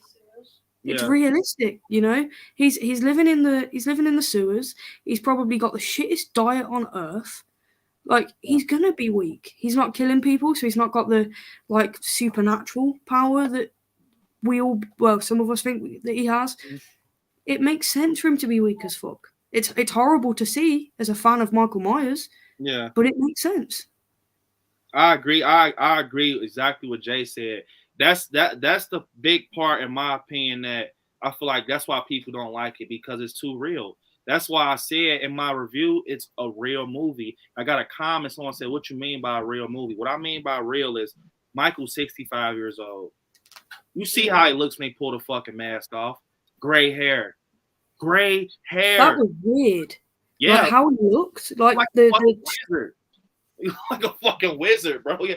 Fucking hair, fucking bald head. They fucked him up. You gotta think, guys. If he was a wizard, he'd have given himself a fucking wig with his magic wand. Like, he needed to sort his shit out. Go to a fucking salon, dude. Make his fingers grow back and shit. Yeah, like you say, B, it is real, because he done been fucked up for a long time. Like, y'all want the man to go on forever? But one thing I will say, that fucking mask ain't get ripped or nothing. So he coming back. I don't know how many years it's gonna be. Either it's gonna be the real Michael Myers, or somebody gonna go to somebody else. But the mask is still. They ain't showing up what happened to that mask. Yeah, I agree. What Terry said, they left the mask for a reason. Maybe it's like something to kind of remind Laurie, you conquered the boogeyman. You did that. You keep that. Like, it's like you keep his head. To keep it for remember. Like, you don't got to worry about it. When you're out there thinking that Michael's out there, you have it right here. Remind yourself. Can I address a comment real quick? Yeah. Mugs805 said, so Michael went from supernatural to weak. We actually covered this on a different stream. Yeah. It was me, B, Shape, and Nightmare. And Nightmare was the one who was basically saying, look at supernatural movies, that if something's possessed, and I know it's different, but we're talking about supernatural, if something's possessed, they're going to use that vessel until that vessel is fucked. Yeah. So it fits even if you're talking about the supernatural aspect, because Michael's body becomes fucked. We see that. He's old. He looks like shit. He's moving like shit. He's not himself, other than, when he's running and stuff. But he's not the Michael Myers that we've seen for the last God knows how many years. Yeah. So it does make sense. If you just think because somebody say, oh, go ahead, Jay. No, I was done. Carry on. Just because somebody say, and just because they say something ends, don't mean that the evil is dead. Ends, you know what I mean? Yeah, I've been said that he wasn't supernatural. Like, I don't think he's supernatural. It's exactly what Lori said. I didn't know how I felt about when she said it. All I knew is when I was in theaters watching Kills, that shit made sense. When he was fucking killing the people, and she says, the more he kills, the more he transcends to something that can be defeated with brute force. At first, I'm like, what? All I knew is that shit made sense. And it made a lot of sense when he's stabbing Mulaney's fucking hand is like this, and he's like shaking and shit. Oh, yeah. It is definitely what Lori said. It ain't no supernatural shit, but it's almost like it's like a mind thing with Michael. Because it's like, that scene, now I kind of, with that scene, I liked how they shot it because it was a real scene. He gets up, you literally see Michael get up, and they made it a point to show that Michael's hurting because you got to look at his hand. That's another thing. If people question, does Michael feel pain? Yes, the fuck he does. When he gets up, his hand is like this. It's like it's burning or some sort of sore. He's holding it, and then he gets his knife out the wall, and even he doesn't even adjust his hand to when he's stabbing. You know, he doesn't loosen it up. He still has it like this while he's stabbing. Like it's like his fingers. You gotta think when you see Lori stab his shit on the counter, it's rotting. You can see the mold on his the scab of his hand. Imagine how that shit feels. Imagine if he's supernatural, why doesn't he heal? Because he doesn't have to be. Like I said, if you're a demon and you possess a body, you can fuck that body up and then hop to another one. So that body will be fucked. The person's dead. Every bone is broken. The body, and you can just hop to another body, right? So I'm not saying that that's how it works with Michael, but I'm saying you don't have to be immortal to be supernatural. You don't have to be able to heal yourself or regenerate to be supernatural. It can literally just be the fact that he's got this dark presence inside of him. And it's almost like, and AJ, and it almost like that's what the movie was trying to say. Basically, it's almost like that's what the movie was trying to say, that like it can just transfer. And to be honest, they touched on it with Corey when he's hanging off the roof, and she's like, "No, Corey, what are you doing? Are you freaking crazy?" And he's like, "I don't believe in immortality," and he falls back like it's like he's free, and then he gets up like, "Oh, like bro."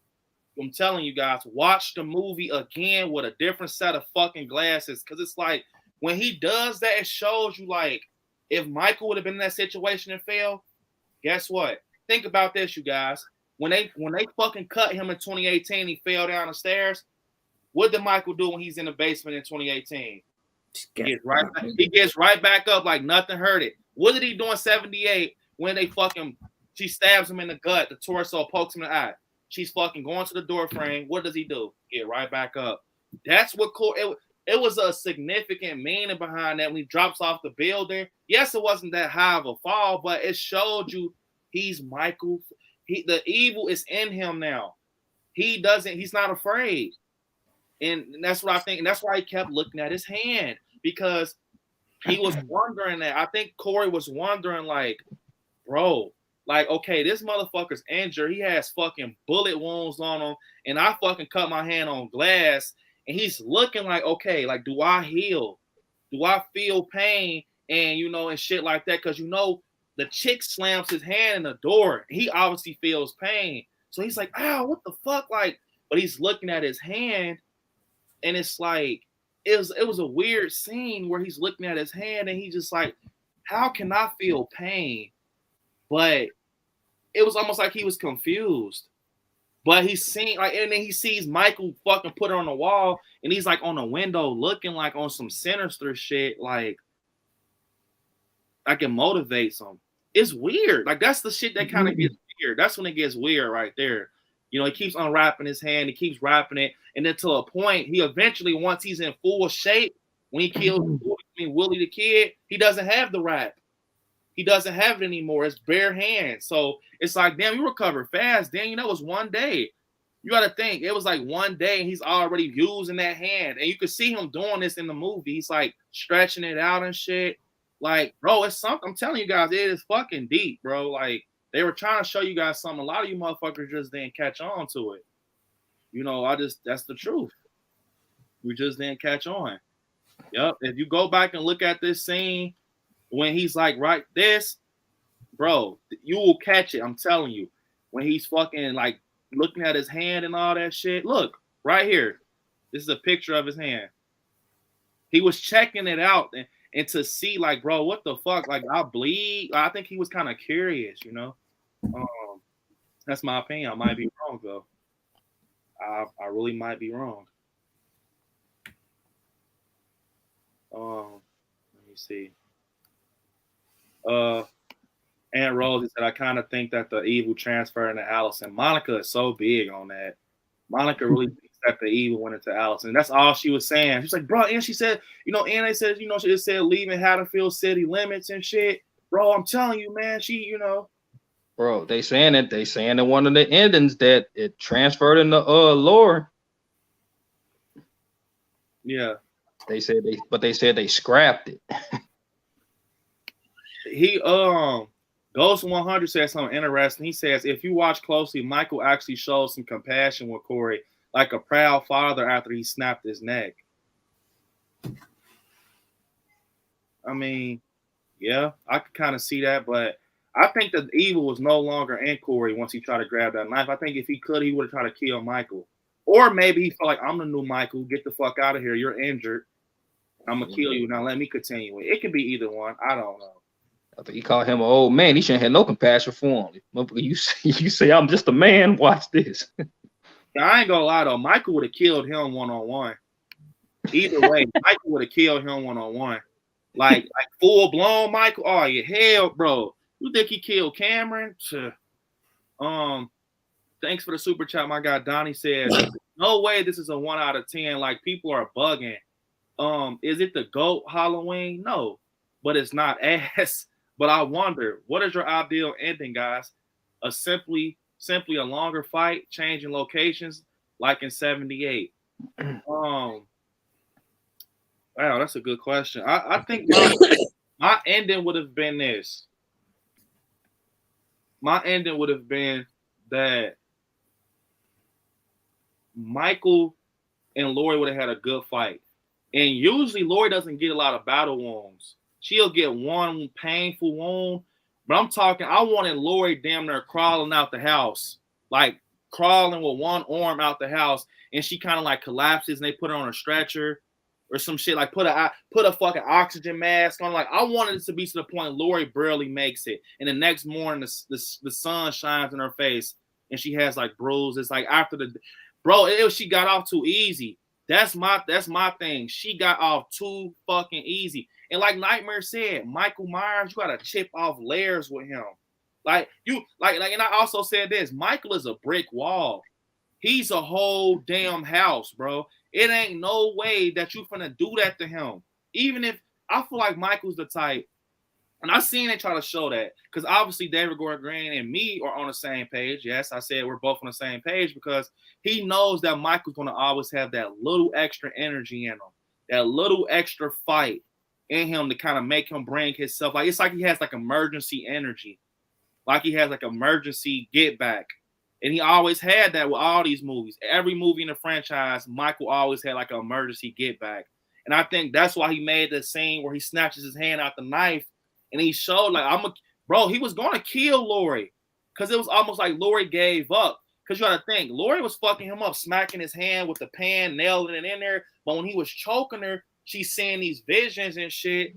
It was like she's like, fuck it, kill me. It's almost like Lori really wanted to commit suicide. Like, you know what? I'm tired of this. If you take me out this time, I'm done doing this. I don't want to be a motherfucking another 5-year time jump. You're still fucking with me and I'm 70. Kill me right now. I'm willing to go out. That's why she said, take my head as I take his. At this point, she's like, fuck it, kill me. You want to choke me out and kill me? Go ahead. That's why she wasn't like, if you peep, Lori wasn't trying to move his hand or nothing. She was just like, do it. That's why she told Corey, you came here to kill me, so do it.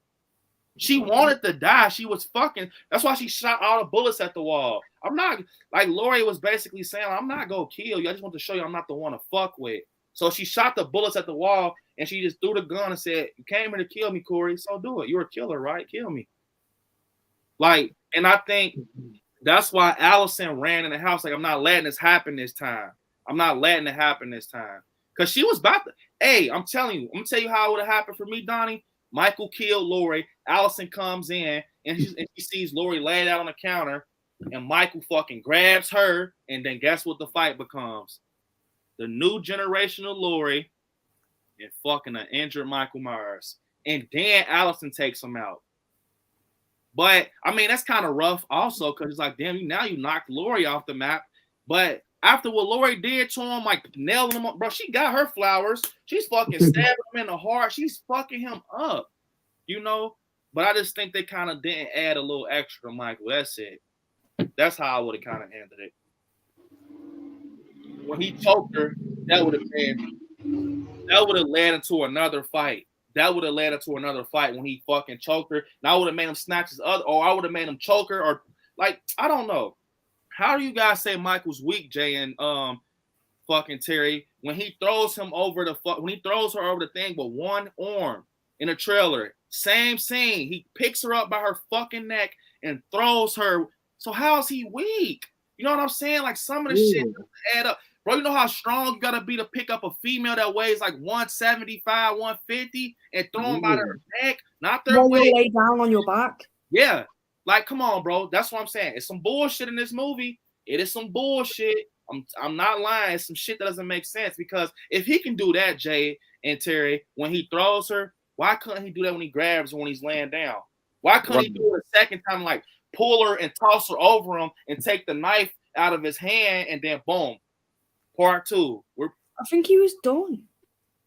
And it sucks that they didn't give us a better fight because the fight is really, like I said at the beginning, it was like an 8 or 9 for me. It'd be a solid 9 if that fight had been better or longer or however you want to put it. That's the downfall of the movie for me. The ending. And like how weak his time was. Like he really didn't get enough time in this movie. But when you talk about physical strength, you can't say that he was weak. I mean, they show you that he's weak at the beginning where Corey's trying to have to like goad him into doing the killing. But that doesn't really make sense because like the bum said, you know, he's been killing people every now and then. Like, why did he let you go? And then when Corey offers him a kill, it's as if Michael doesn't know what to do. So there's just little things that kind of it makes you question why they did Michael that way and how they want you to justify it in your head. I agree with think it's more about the lack of killing that people think is weak. Like, he's weak. He's hardly killed anyone this movie, rather than he's weak. He can't pick up a knife. You know what I mean? That's exactly how I feel, Jay. If you guys want to know what Jay just said, like it's shit like that where you said he killed for 4 years, but he's like, come on, show me. If Michael's really killing motherfuckers for 4 years, why do you gotta tell me to show you? I'm gonna show you, all right. As soon as I see a motherfucker in here that's free food, I'm taking this motherfucking knife out. I might be weak. Let me get up. I know my back hurts. I'm about to do it. Why did he have to tell him, like, come on, show me, show? Like, that's what it doesn't add up. And that's what I'm saying. And then think about it. Michael gets up. And when he gets up and he's killing them, he's stabbing them and he fucking like pumps up. Right? Moments later in the movie, Corey comes and fucking roughs him out. Only thing that kind of makes sense to me, like Monica said, maybe Corey got Michael's strength. So Michael was going up against his own strength. Yeah. Michael going up against 100% Michael. That's why he probably body slammed his ass like that. Right. That makes sense. That's the only thing that makes this shit valid is what Monica said. Maybe he's going up against himself. He's injured, but he's not realizing like this kid now has your strength. So you're about to get your ass handed to you. So ain't that supernatural then if he got his strength? Man. Bro, David Gordon Green said in an interview he didn't want to explain shit in this because it takes away the myth. Because it still leaves like a lot of mystery and stuff. If you think about it, bro, it's like a lot of mystery and stuff. Still a lot of speculation on Michael, and it seemed like that's how they wanted to keep it. They left off on a crazy ass note. I'm gonna tell you that though. We're gonna be talking about this for some time. But Donnie, man, I appreciate that super chat. Dude, these cats, look. Yeah, I can't get rid of them. They're all on. They're attached. It's because I wasn't here last night, so they're like glued to me. They're all on Jay. The only one that isn't is Chaos. He's with his mom. I'm gonna keep you guys for just a little moment longer. I'm gonna end it off. I don't want to keep you guys. I gotta eat dinner and stuff too. But all right, so for that video, for that super chat, I'm gonna give this is for you, Donnie. Give you some Freddie Harris, man.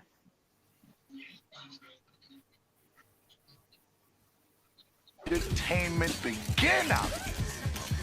People, let's do it.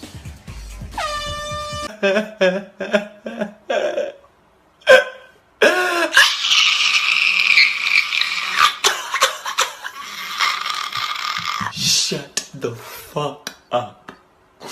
Shut the fuck up.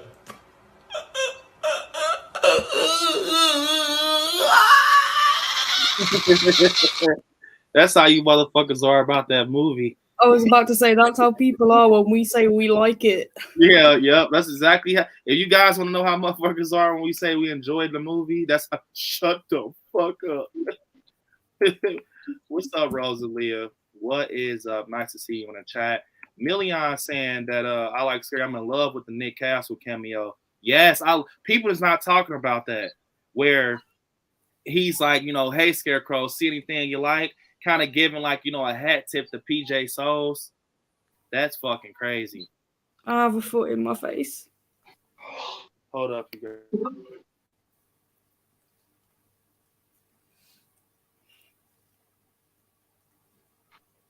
Thank you.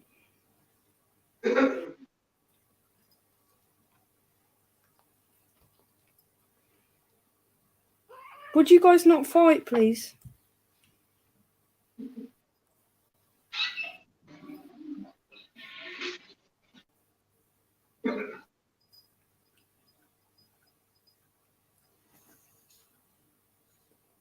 Do do do do do. Phenomenal. Do do do do. Phenomenal. Do do do do do do. Oh, let me see. Trying to get to some last minute comments. But don't worry, you guys. This ain't the end. We got part 2 Tuesday, and then we're gonna do a watch party for Halloween end soon. So you guys don't want to miss the watch party. You know how our watch parties are. So somebody asked what my cat's names are, so I'm gonna answer. So this one is Bat Cow, this one is Halloween, and the one over there is Chaos. Where Chaos said he hiding in the background? Oh, he's laying on his mom. I'm getting kicked in the face by this one.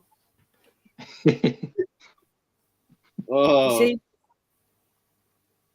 Chaos, Halloween, and Bat Cow. Bat Cow. But yeah, I mean, with this movie, guys, we didn't even cover half of the shit. We didn't even touch deeply on Allison. We didn't even touch deeply on the Hawkins and Lindsay situation.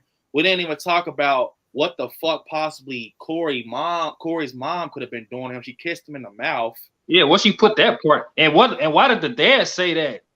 Explain that to me, Jay. You know the movie. Why did the dad say that in the corner like? What did he say, B? Because he ain't got.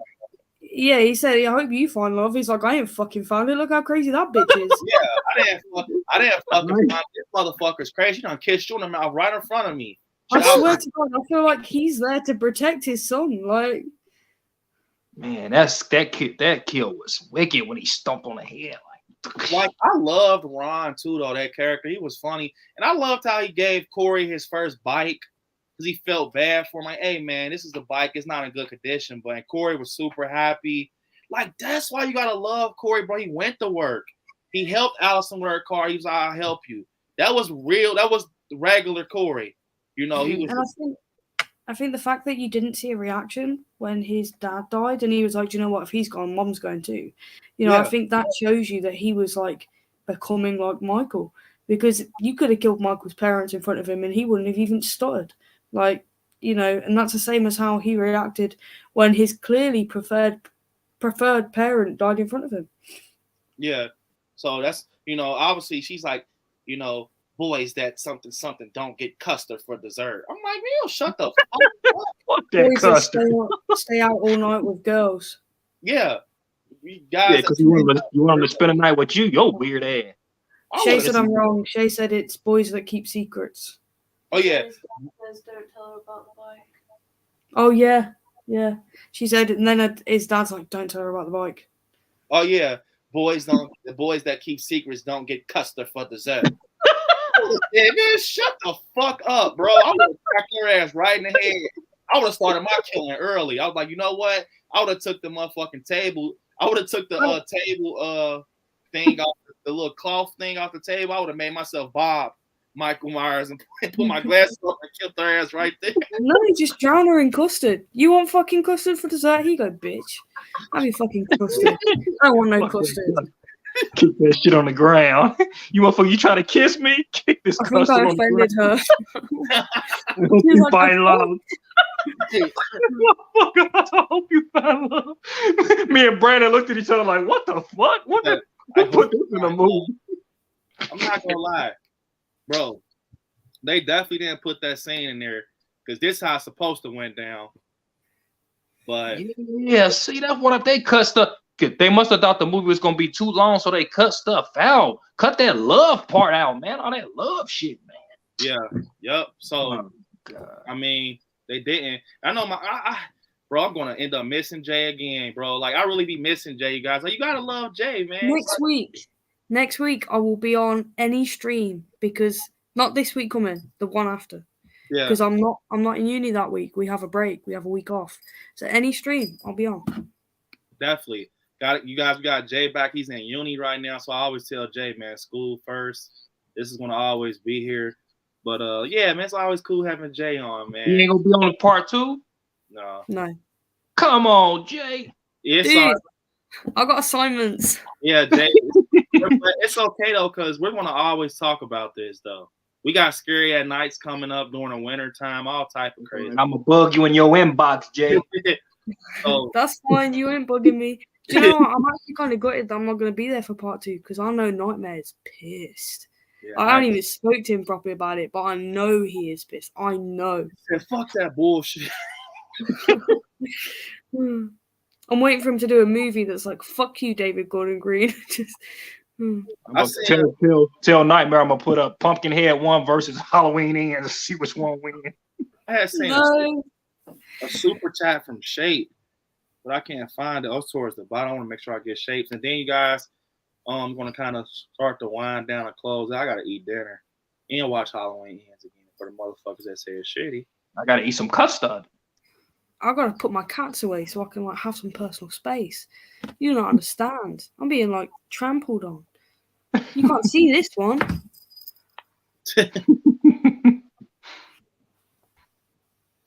So yeah, I wonder why they put the weird part of the movie.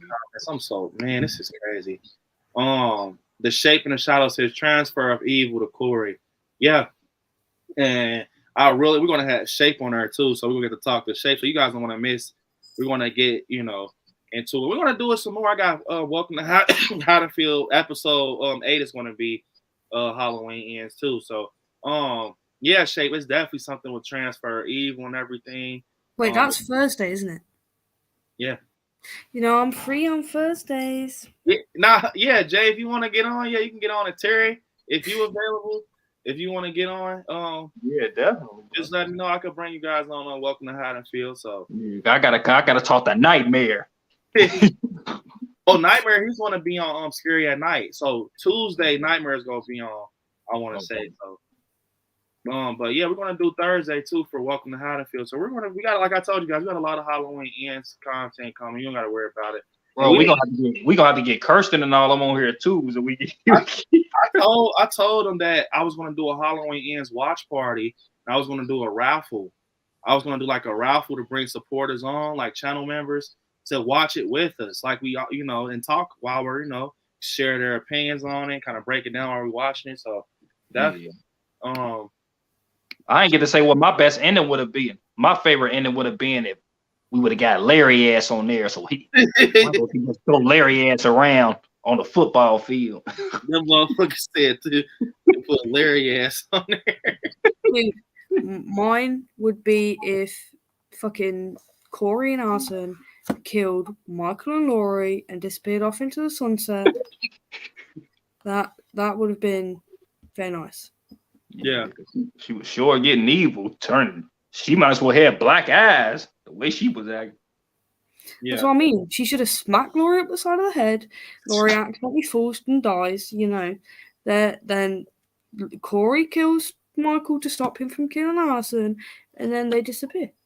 And then no more Haddonfield, but we still have Halloween. And then somebody's car drive off, and in the distance you see Nev Campbell in the background. She's gonna be in the next one. Oh man. You hear this shit? This is for you, man. Appreciate it, Shape. Hope you're having a great night, man.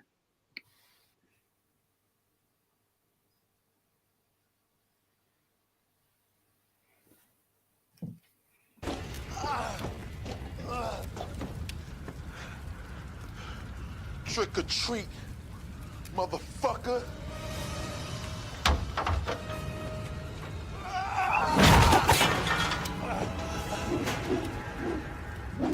Please!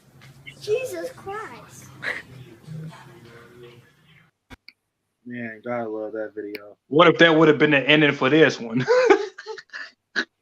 Man. My Aunt Rosie said, I low-key thought Michael was going to grab Lori and pull her into the grinder, or I almost thought she was going to jump in. I thought it was going to be something she was going to dang near cannonball in them. Like, I thought she was going to, like, you know what, I'm done. You know, but I'm not going to lie, I did not like the image that put in my head. He was like, bones cracking in his head was smack. Bro, I hate that. That's a nightmare for me. But like I said, tears and shit started coming because, you see your favorite superhero and shit die. It's just like, man, I know it's like, damn, Brandon, what the fuck? Michael Myers, your superhero? Yeah. That's just the life of a horror fan. But you guys, if you're looking forward to part 2, if we did a good job, you think, on part 1, spam the pumpkins, you guys, because we're going to do part 2 Tuesday night. We got Mrs. Shape in the chat saying, hey, everyone, what's up, Miss Shape? Hey, Mrs. Shape. What is up, Miss Shape? But if you guys enjoyed part 1, spam pumpkins, so you guys are ready for part 2. We're going to dive more into Allison and more of the 4-year time jump, what happened with Michael, I would say, and just kind of dive into more of what happened. We didn't talk too much about, we talked about like what we liked and didn't like, but we didn't talk about more of the sideline shit that happened, like with the bullies. Like, what the fuck was their issue, bro? Like, you know what I'm saying? Like, and I like what Million said. He said this. He said that Corey actually had strength before Michael because he breaks the glass of chocolate milk, which is true. Like I told you, Lori did say maybe it takes something to bring him out. And like, I also like what Pixie, I want to say Pixie said that.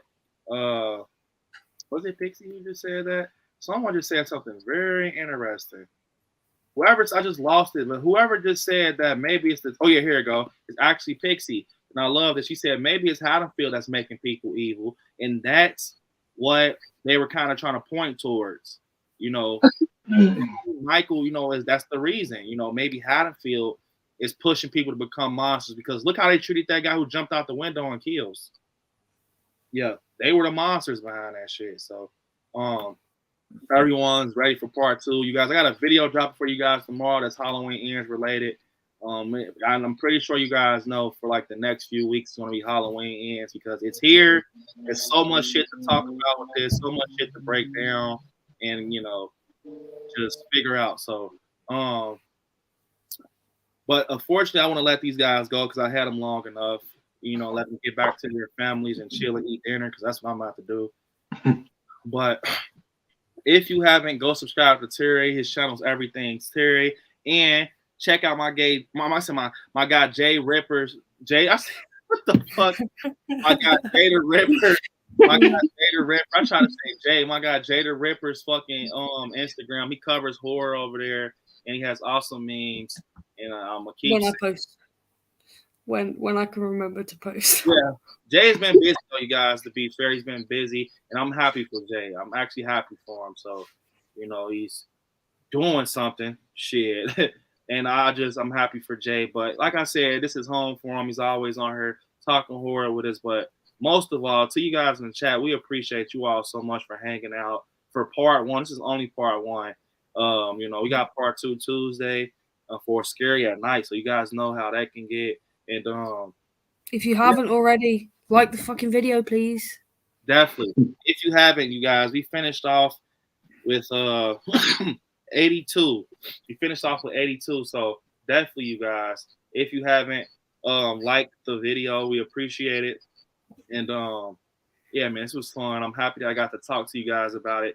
Do not let anyone pull you away from this movie. It's definitely watchable and it's not bad. It's a good movie. Don't go off of what you feel. Go off of what you feel and just don't let no one ruin your opinion or nothing like that. So we got more to cover with this, but unfortunately, this is the end of the video. I want you guys to watch some horror movies. We'll send us out the right way, and stay scary out there. Love you all. Peace. Until next time, watch Halloween ends, you guys. Peace. Peace.